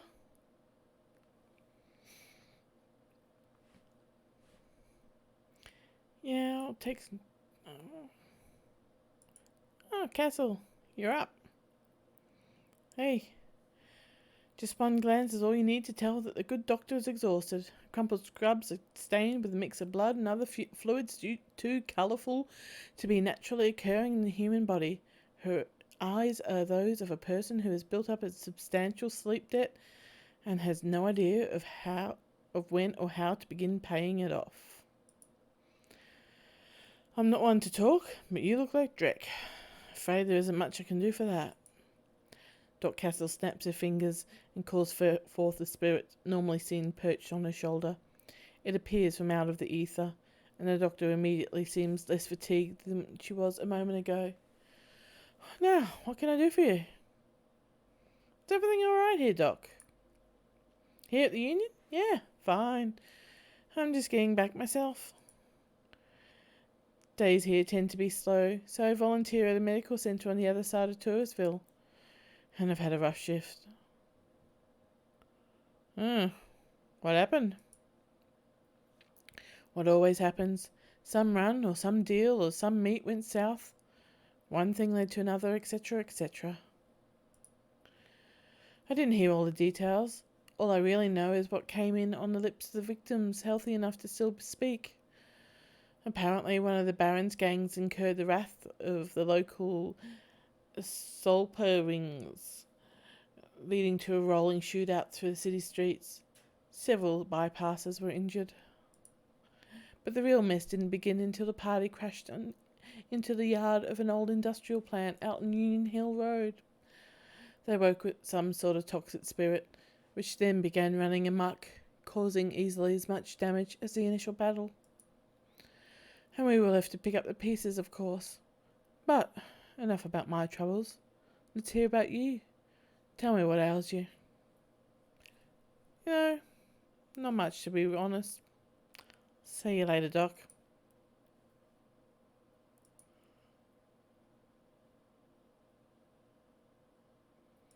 Alright. Yeah, let's hire a crew.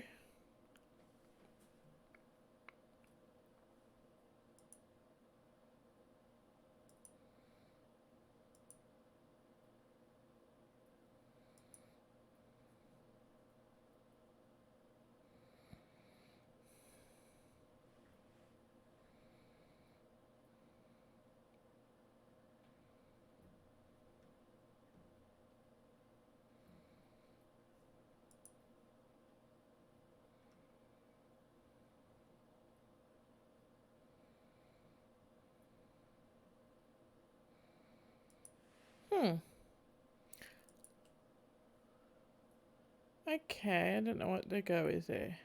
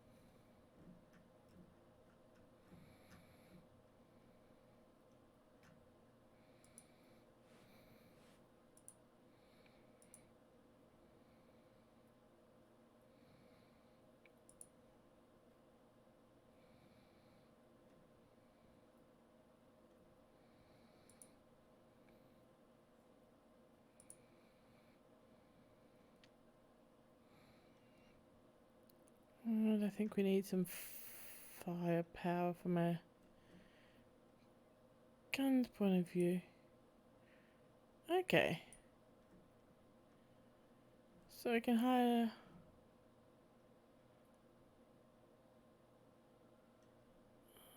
different people cost different amounts of money. Rightio. I'm tempted to take Shannon just because she's free.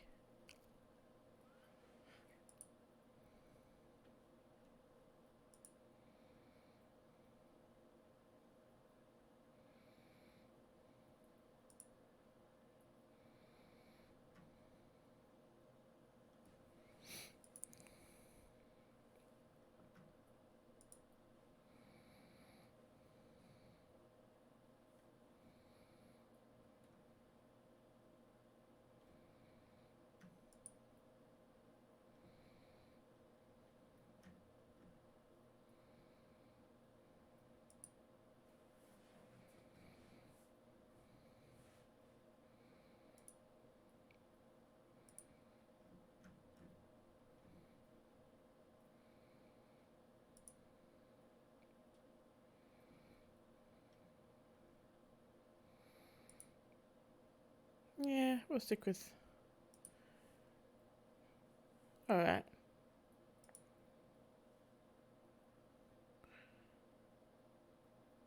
Head to Mercy Mental.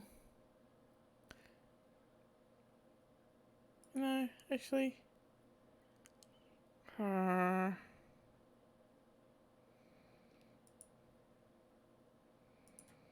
let's take Shannon with us. Confirm. Kind of like Shannon. I also wish I could take Coyote with us, because she said she'd be happy to go on runs with me, but she's not letting me select her. Mercy Mental Hospital. The blood you found at the warehouse belongs to a man masquerading as one Dr. Holmes, and you've tracked him to Mercy Mental Hospital, located in the notoriously anti-metahuman farmlands of Snohomish. The drive to the hospital is long and unpleasant. Finally, you reach the walled and gated hospital compound. Despite the pretense of security, the gate is unguarded, unlocked, and open. No one stops or greets you as you drive up to the large crumbling building. Gothic ramparts top a damaged roof, cracked walls, and broken windows. All around the building is lawn gone wild. Only the artificial light from within speaks of inhabitants. You walk up the hospital steps to confront Sam Watt's killer and bring an end to the Emerald City Ripper.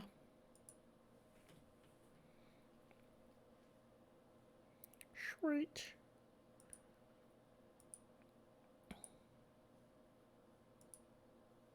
Nah, I can't give you another outfit. I was wondering if my old outfit was a improvement on yours, but it doesn't let me do it. Alright, let's just go. Let's go. Go Gadget. Hello, receptionist. Welcome, ma'am. What business brings you to Mercy Mental Hospital? I'm here to see Holmes, Dr. Holmes. Ah, a new customer. Please wait in the common room up ahead. I'll notify the good doctor.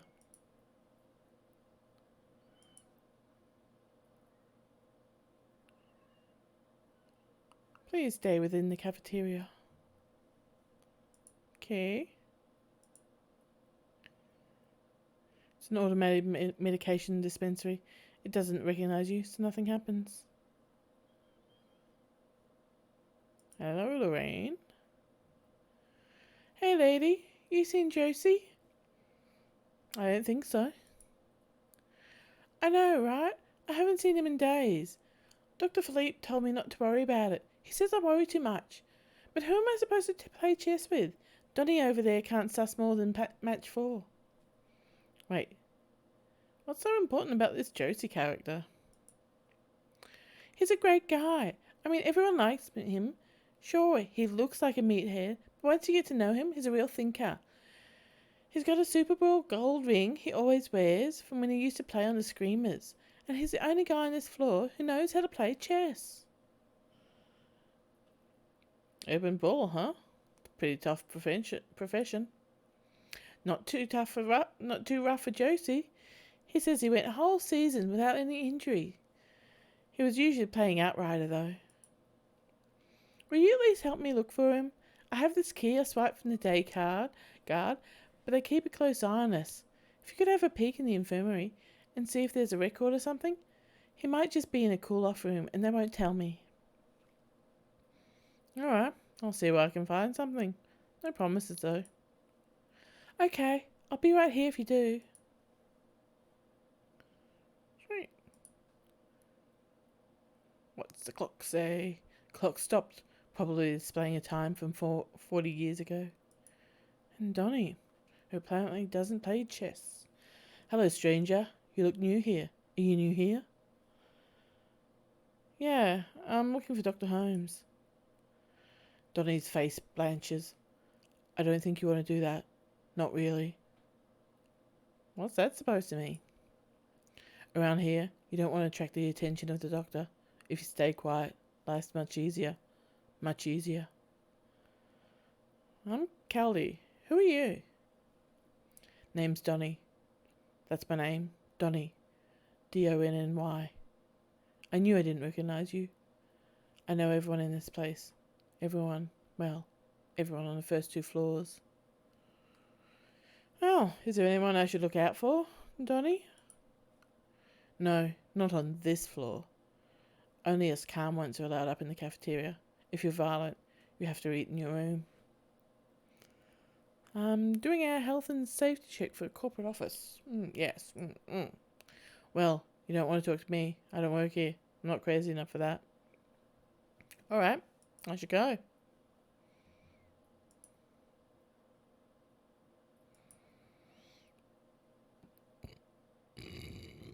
Pardon me.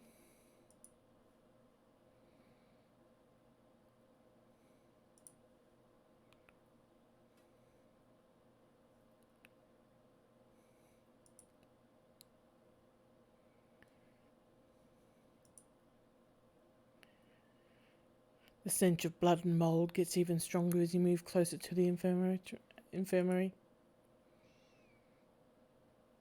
Oh, there's an arm.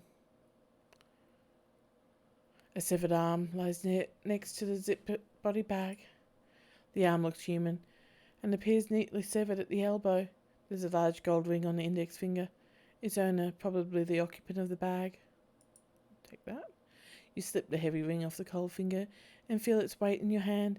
Inside is an engraving. It reads Screamers 2048.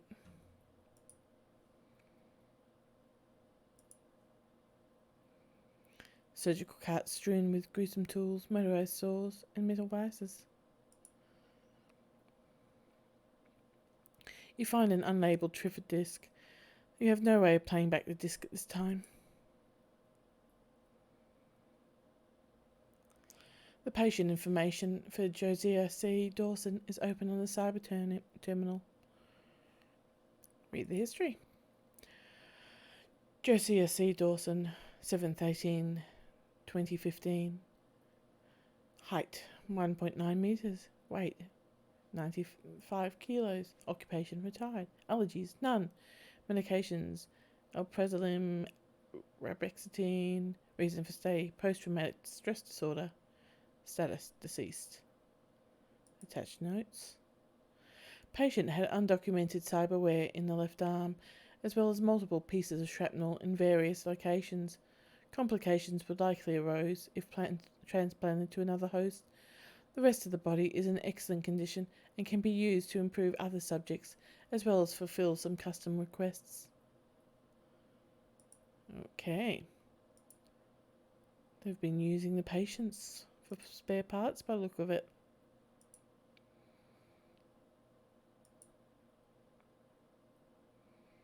Hey Lorraine, I think I found out what happened to your buddy. So did you see anything? Yeah, I'm not sure how to put this. What? Tell me, did he get released? I think you should have this. You mean he? Oh God. Well, thanks for your help. The noise of a scratchy PA system blasts through the room. Attention, Kelly. Please report to North Hall to meet with the administrator. All right.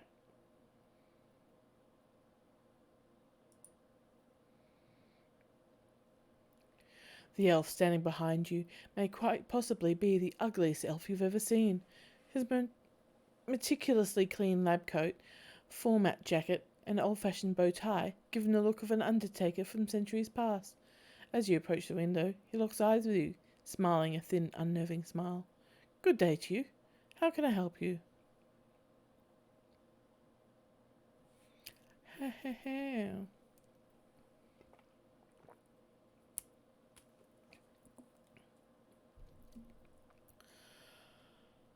Dr. Holmes, I presume? You're a hard man to reach, especially considering that you're dead. I'm sorry? Who's dead? He acts genuinely confused, but he can't seem to drop the smile from his lips.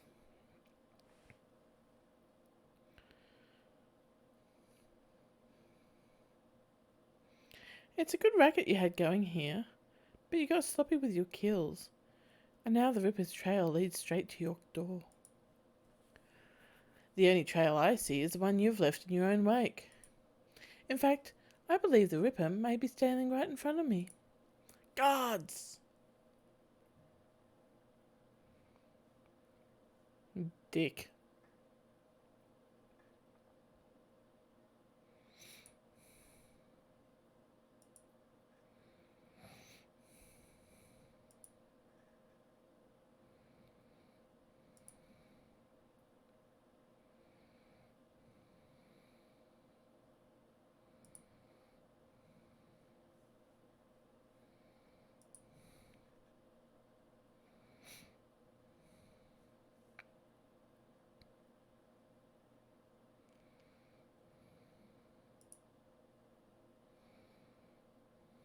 Alright.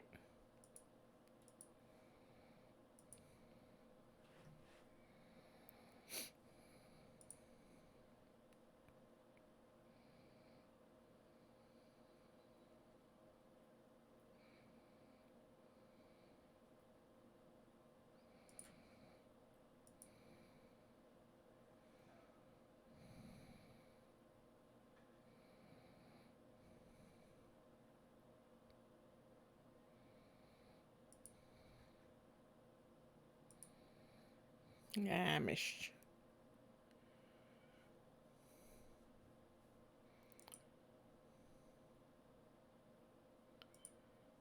Yeah, yeah, cool. Alright, yeah. Kill. He's down. Alright, let's keep moving.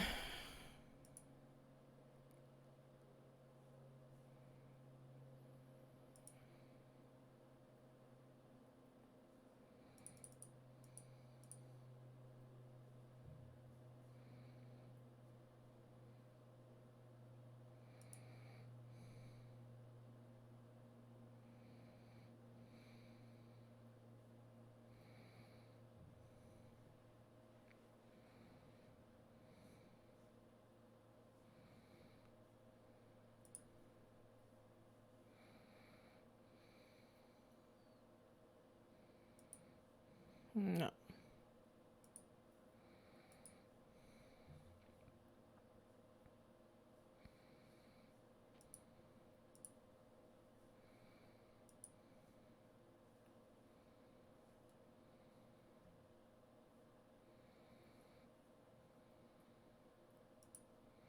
Can I get through there?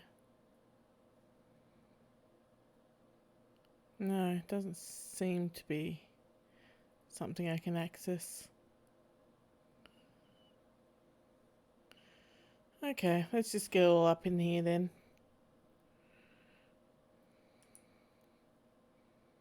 You seem troublesome though.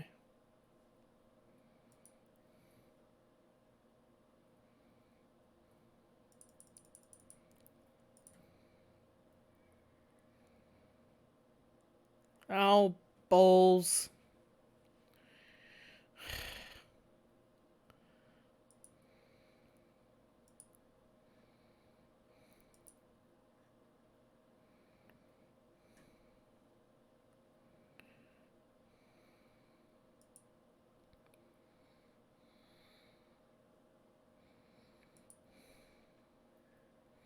Alright, it's down.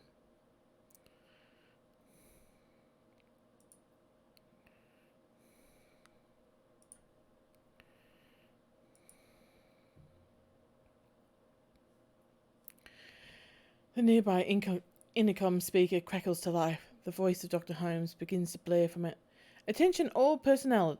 We have a dangerous patient loose inside the facility. Subject is a female elf, but may be coordinating with other violent offenders. Use all necessary force. Lovely. Yeah, let's get out of here. Confirm.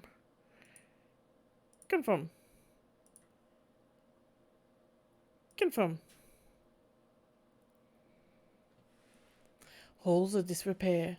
As you venture deeper into the asylum, you can see that the inside is every bit as bad as the outside. Gone is any attempt to uphold sanitary hospital aesthetics. With peeling paint, cracked floors, and exposed conduit, the pretense of mental care is shattered. In this modern era, Mercy Mental Hospital is a throwback to the barbaric asylums of old. Prisons and torture chambers rather than places of healing. It is clear that Dr. Holmes is spending his money on something other than this facility. You continue on. Holmes can only run so far.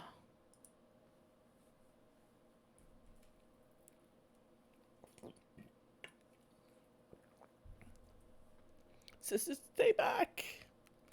Who opened the cells? They'll kill us all!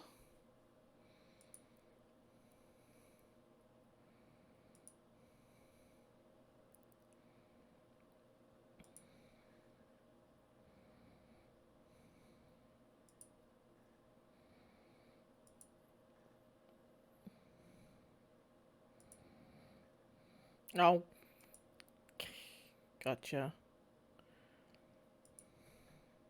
Yeah, I figured you'd miss.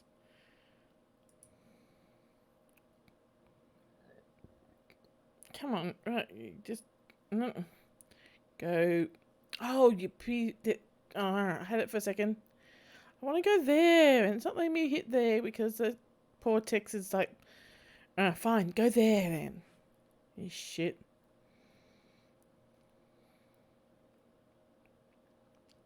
Hey, go patient.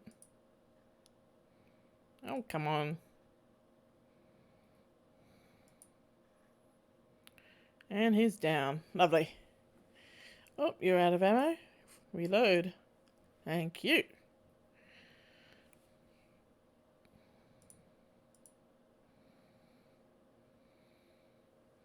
The intercom begins speaking as soon as you approach. Holmes must be watching from somewhere. You don't understand, do you? This is a place for broken things. But only by further breaking them can they be remade. And so, must we break you?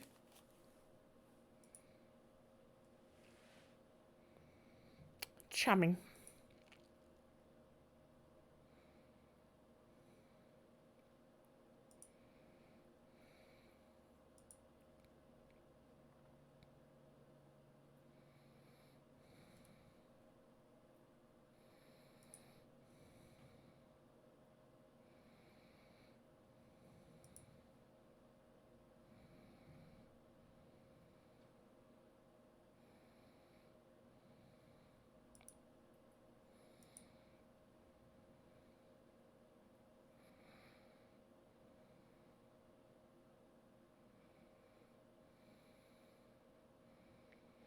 I'm not going to kill the mental patients. Oh, except for those with guns. Might want to kill them.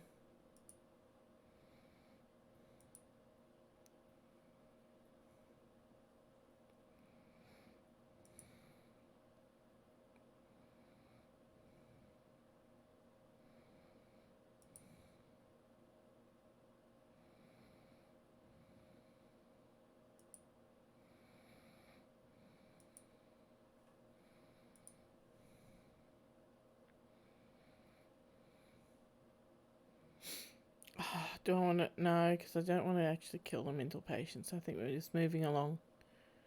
You, on the other hand, ex-surgeon, I will kill you.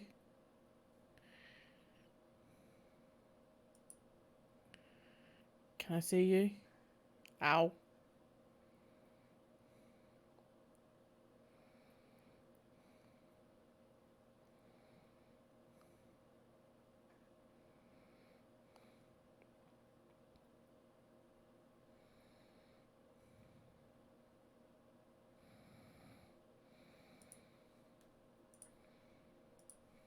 I'll let you heal yourself there, Shannon.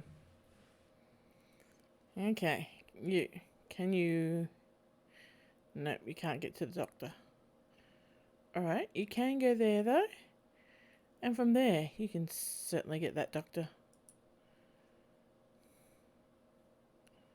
Lovely. That's so-called doctor.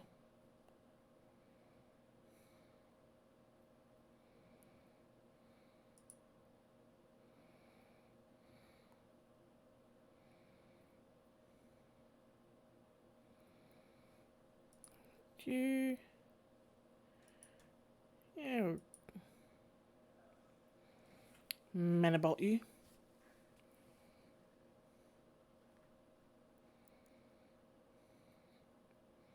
Good thing about the crazy patients is they're not actually very good at hitting me. I said that. And then they hit me.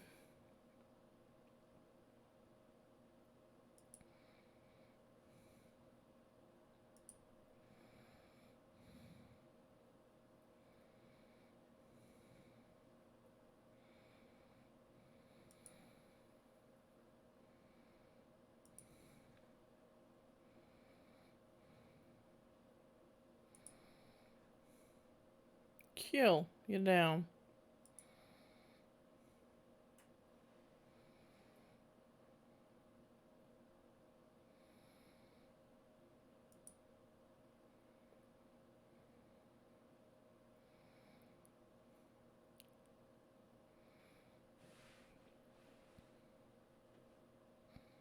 Oh wow, they're all ganging up on me. That's lovely.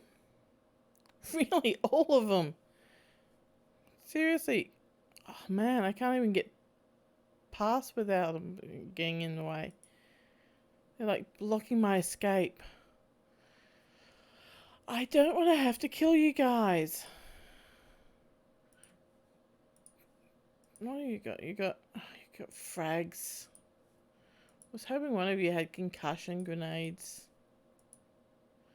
Nah.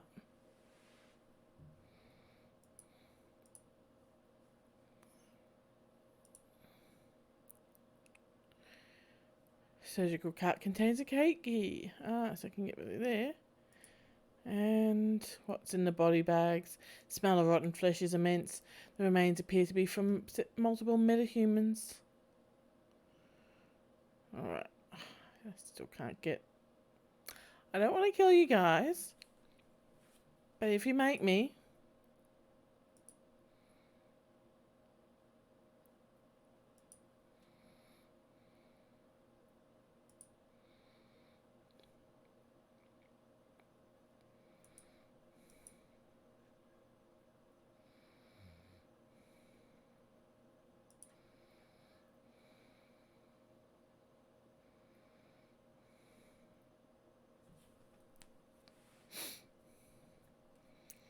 Oh, seriously. I'm going to have to kill these guys.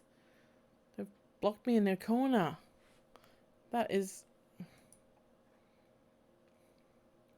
I did not want to do that.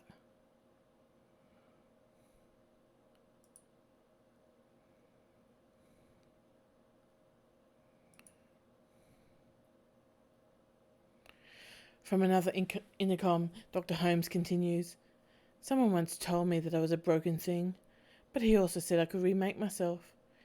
He wanted to break me down so I could put myself back together again, and I did, but only after I broke him. I could remake you as well. What wonderfully twisted thoughts must churn in a mind such as yours, but I'm more inclined to use you for parts. Lovely. Oh, Shannon, you're like well behind everyone now. Get moving. Ooh, ouch. He nasty. Stop picking on me. Do not block me in again. Oh, I'm so gonna have to kill you guys.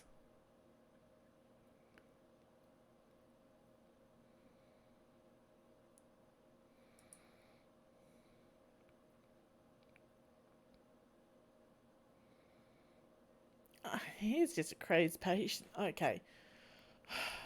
We're taking him down.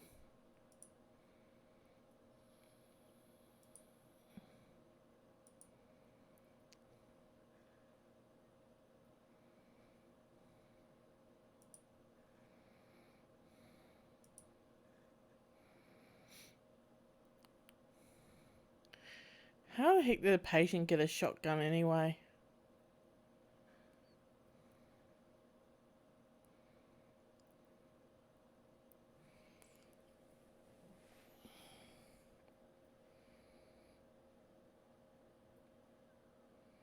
Oh shit, Shannon's down.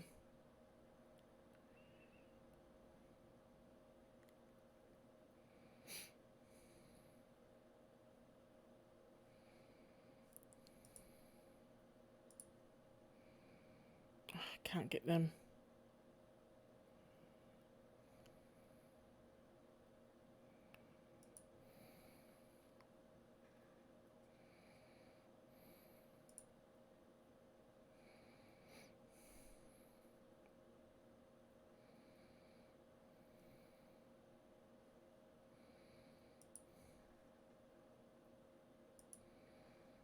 Ah, oh, you poopy boo.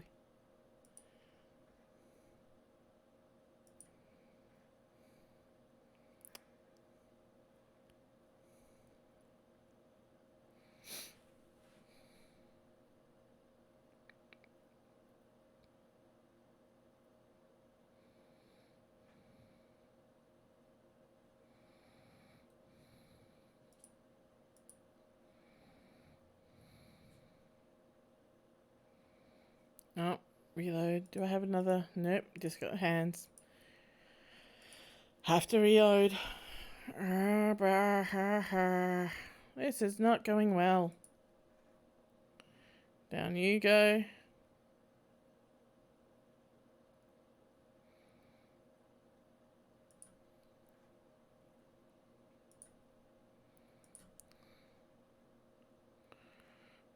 Oh, missed, thankfully.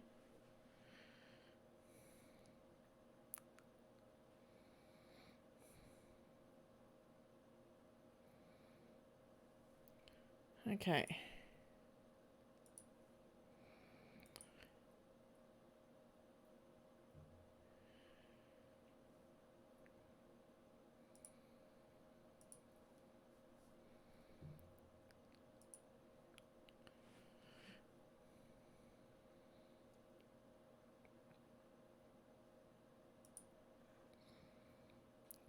Good. He's down.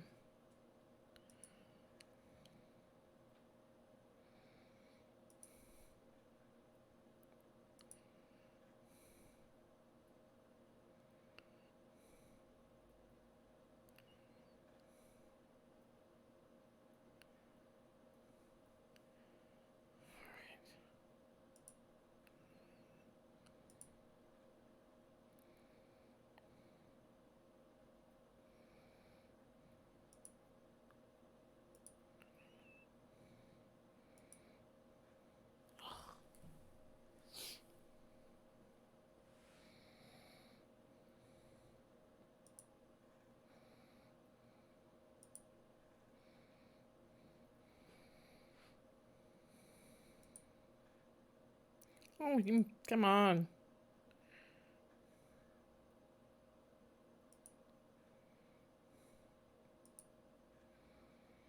Alright. Reload. Yeah, get everyone to reload. Reload. Reload. You don't have any... I didn't bring anyone who can do magic healing, did I? Nope. Booger. Alright.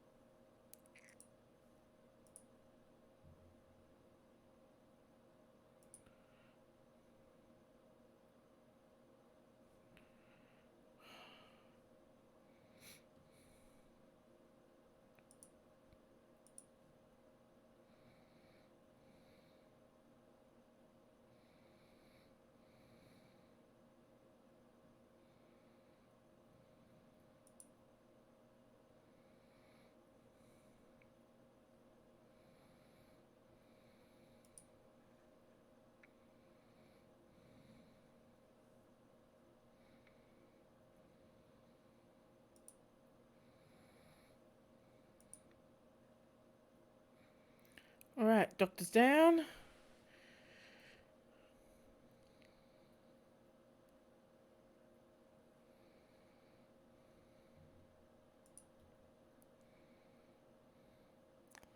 Got a security guy to go.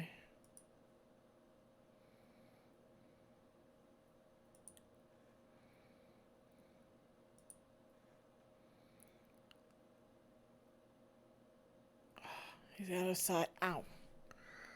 Alright.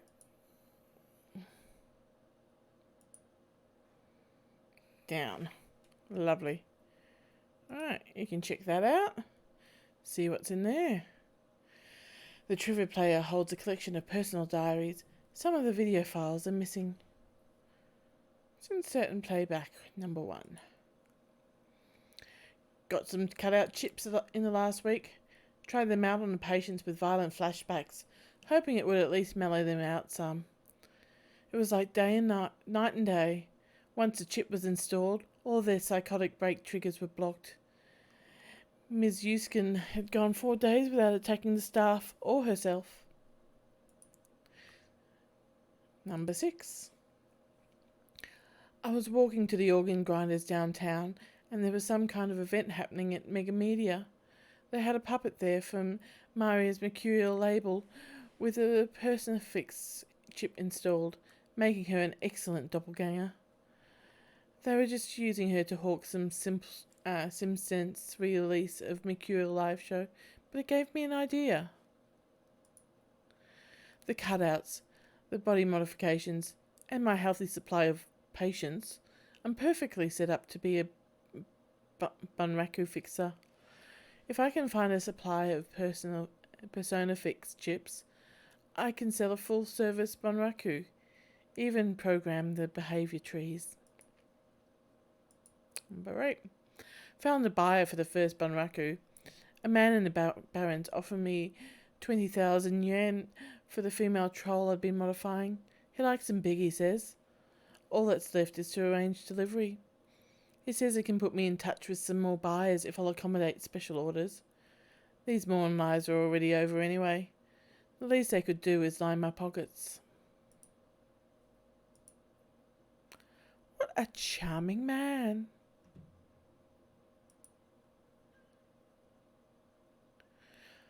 By all means, come. You've proven yourself a truly fine specimen. I can think of over 100 uses for someone such as you.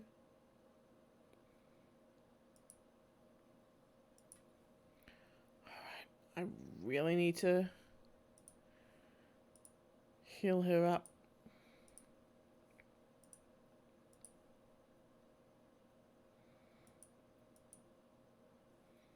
No. Okay, let's...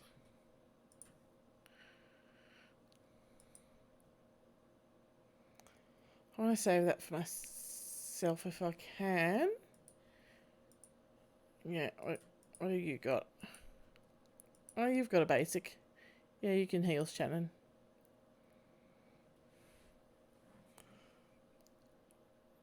Alright.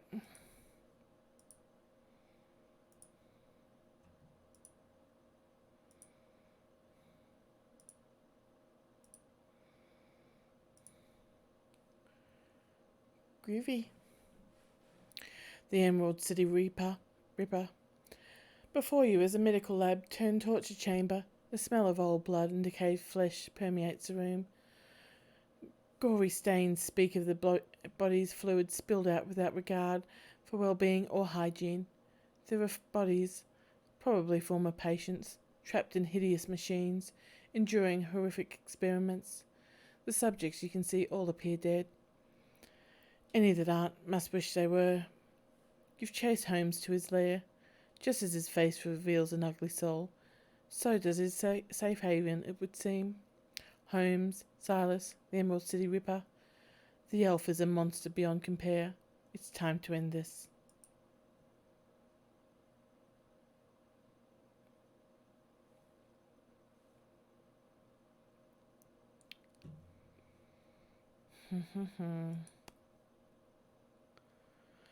Another intercom crackles at your elbow. One solid blow would offer a few moments of blessed silence, but it's also a rare chance to get a word in on the good doctor, who greets you with more of his chittering laughter.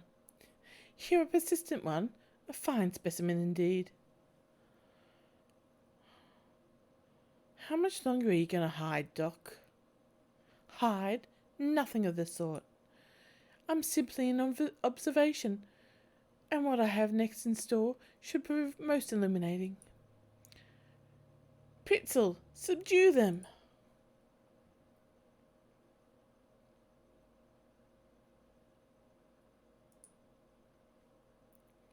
Grr.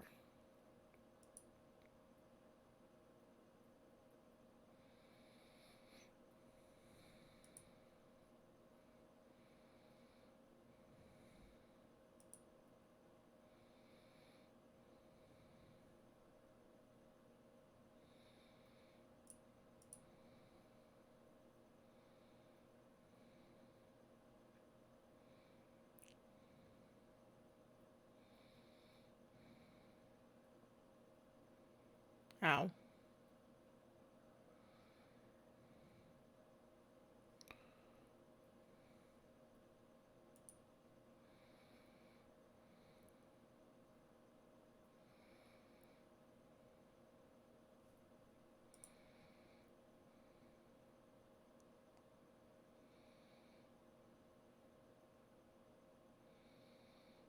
Mm-hmm.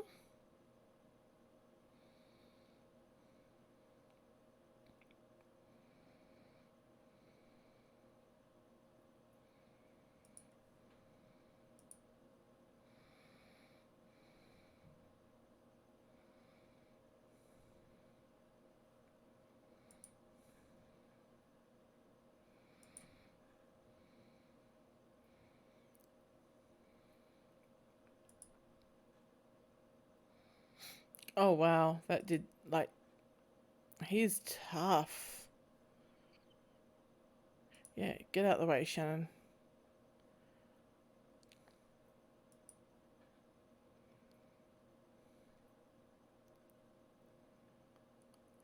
Ooh, okay. She's down. Oh, she's down. She's like dead down. That is not good. Alright, he's down. Pestilence? No. Oh. No ammo. Reload. Brilliant.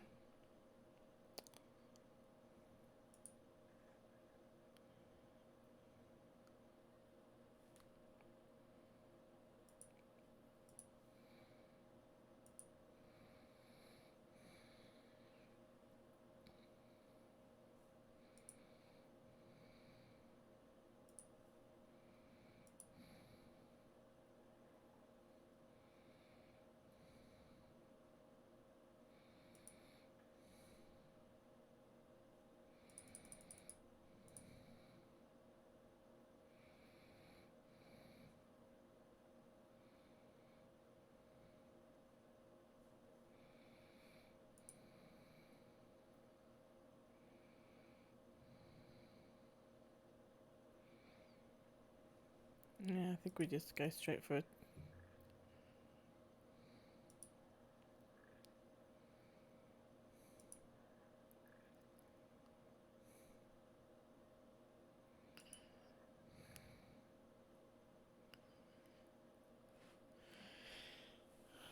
Ah, a lovely doctor.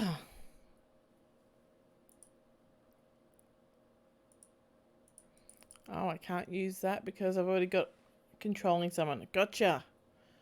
Alright.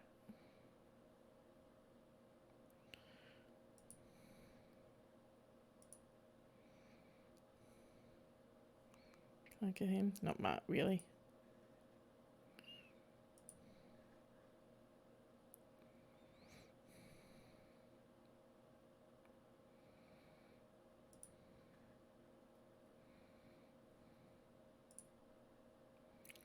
Ah, boo.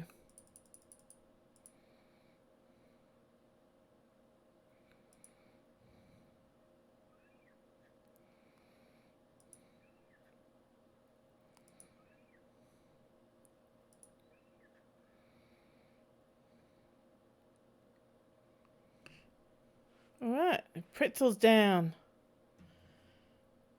And my control... Oh, yeah, I'll take him up. Back up. Lovely. Sure.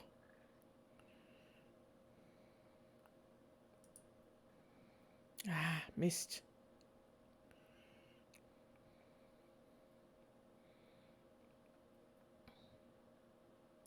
Fine, let's get him out in the open. Oh, really? Annoying much? No. Oh, I'm not doing well with... Oh, and they're dead.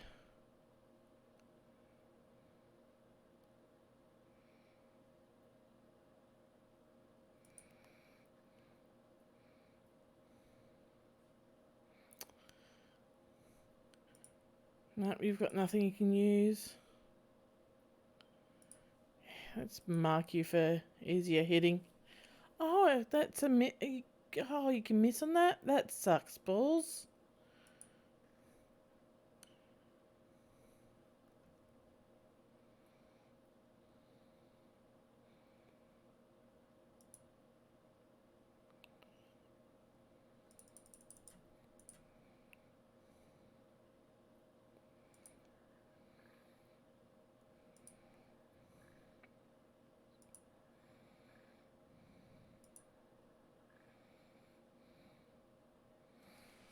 Wow, that took a lot to put him to sleep. Ah, still missed. Out of ammo. Reload. Because what else can I do? Oh.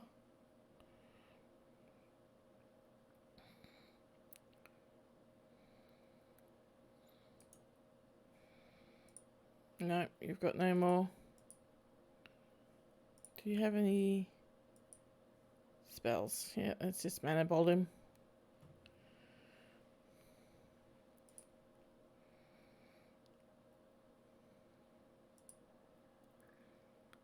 And he's down. Lovely. Cool. Alright. Let's go chat with the arsehole. Holmes drops to the ground, the light in his eyes fading fast, but something keeps the shriveled husk of his soul stuck to his mortal coil for a few moments more. This is a place of broken things. I remake them. She asked me to remake her. He manages one more laugh, his eyes glazed, rolling towards a workbench across the way. She was playing. Both of us. Action points upgraded. +1 action point. Your experience has increased your ability to operate in dangerous situations. Then, with a final bloody whimper, the Emerald City Reaper breathes his last. Okay. I got some karma I can spend. Let's see.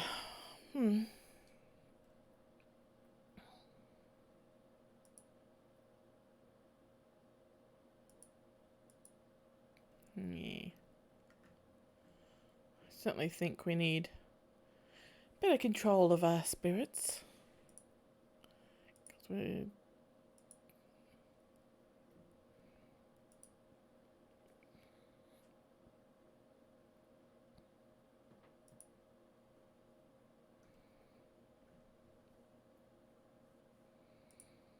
Alright, I'll do for now for that.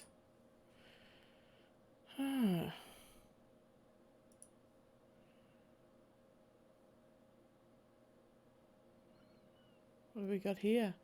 Holmes's workbench falls somewhere between the coroner's slab and medieval torture device. It is decorated in the many colours of death and littered with the instruments of that trade.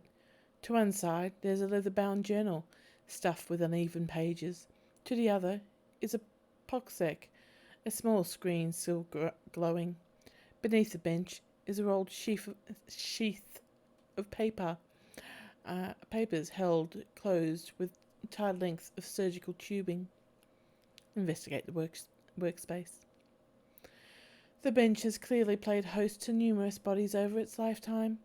It includes limb restraints, as well as skeletal traction mechanisms. At this table, Holmes likely dismembered bodies, or quite possibly put them back together. The tackiness of the blood suggests it has been used relatively recently. Skim the journal. Leafing through the pages, you find few intelligible entries. Holmes may not have been a real doctor, but his handwriting certainly fits the stereotype. Stuffed in the last few pages is a copy of disinterment order from a local cemetery, with the grave's occupant marked as Melinda Watts. Access the pocket secretary.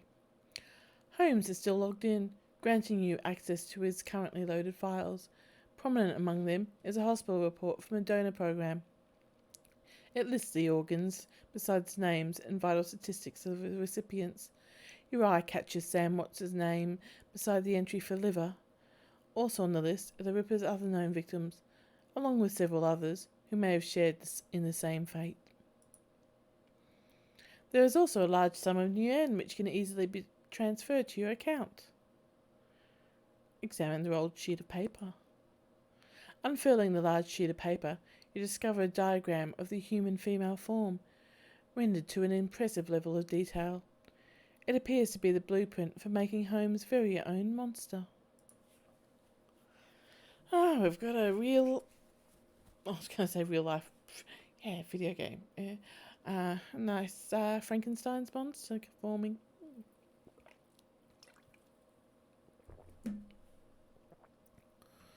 Charming.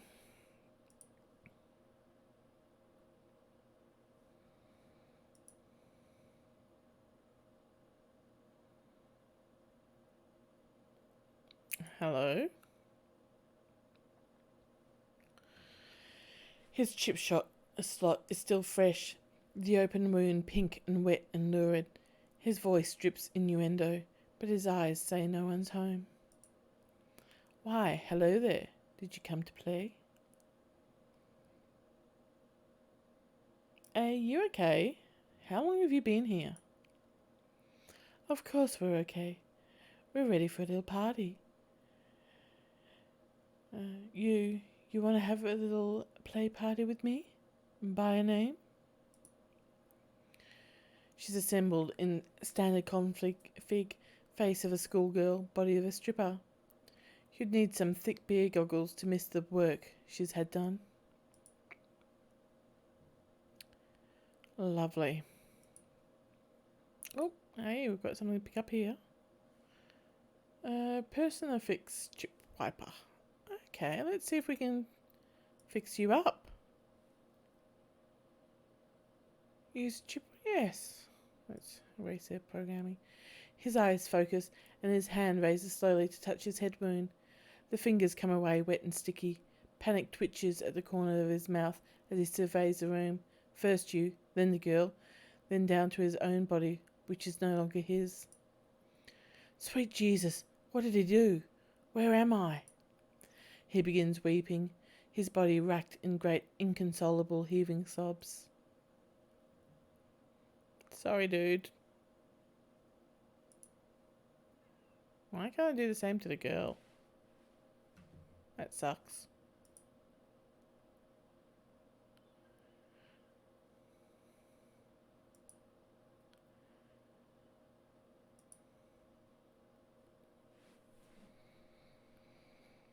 Shannon half-sigh. As you approach the exit, you realise Shannon lingers quite a few steps behind. Looking back, you see that she's half-turned, looking pensively towards the horror show of Holmes' lab. Finally, feeling your eyes on her, she faces you and raises her hand in a proud, almost defiant manner. We have done much good here tonight. We have removed 2 vile creatures from this world, and so ended a growing shadow that they cast upon the city. Our paths crossed and joined, and we did this thing together. But now, here, our paths must divide. You saw what I saw. This isn't over yet. No, it won't be over for some time to come. A distant cry of pain echoes down from somewhere above, and the young shaman pauses to listen to the tortured sound. There is still more work to be done for both of us, but what must be done differs for each of us. I came here to find justice for my brother, and that has been done. His spirit can now find rest, but there are other victims of the Ripper, both alive and dead, who still struggle to be at peace. Many of them are here in this place, filling the halls with their torment. I cannot leave them behind. But the spirits have something else in store for you, a different path. You must finish what you've begun. You must confront the first evil that fostered the one we have just ended. I suppose there's no way I can change your mind? I'm afraid not, but thank you. Because of you, my brother's killer has met swift justice, and justice of the only sort such a man as Holmes deserved. Death. I will now set to the task of healing those he has left behind. For every madman we've faced here tonight, there are a dozen innocent souls crying out in need. The spirits of the departed will also need help in passing, or else I fear they will become like those we met in the hangar. They all deserve my help.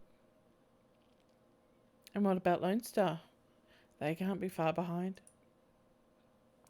When they enter that room back there, they will have no thoughts other than thoughts of promotion. With the Ripper in hand, my brother will be forgotten, along with all the other victims. But so too will I. That will not be a problem. Whether that's true or not, Shannon's confidence and very presence seem capable of making it true. Good luck to you, Keldy. I hope that you can find the same justice for your friend that I found for my brother. I appreciate that, and good luck to you. Ah, bollocks, we're down to 2.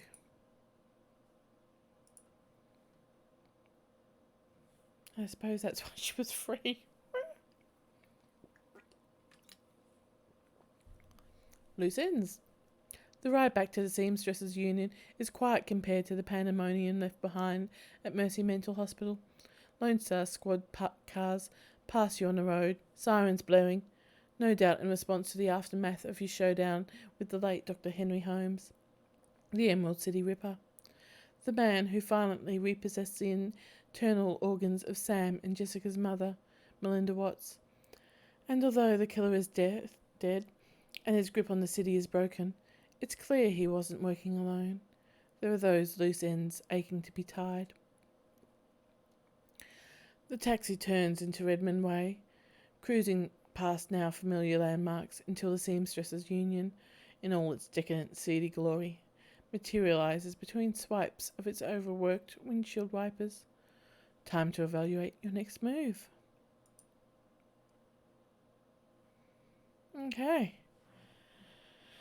The union's quiet this afternoon. The salarymen and wage slaves haven't yet migrated from nearby city offices and suburbs to Devil in the exotic yet. Okay. And I think my next move for tonight will be calling it there. So I think we'll return in a couple of days and try and track down whatever monster caused the so-called good doctor to go on his killing spree.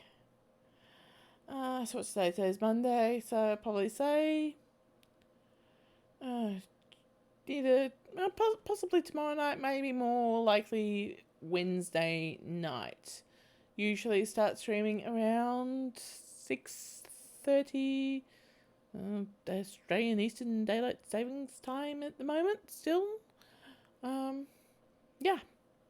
Alright, well, as I said, we'll call it there.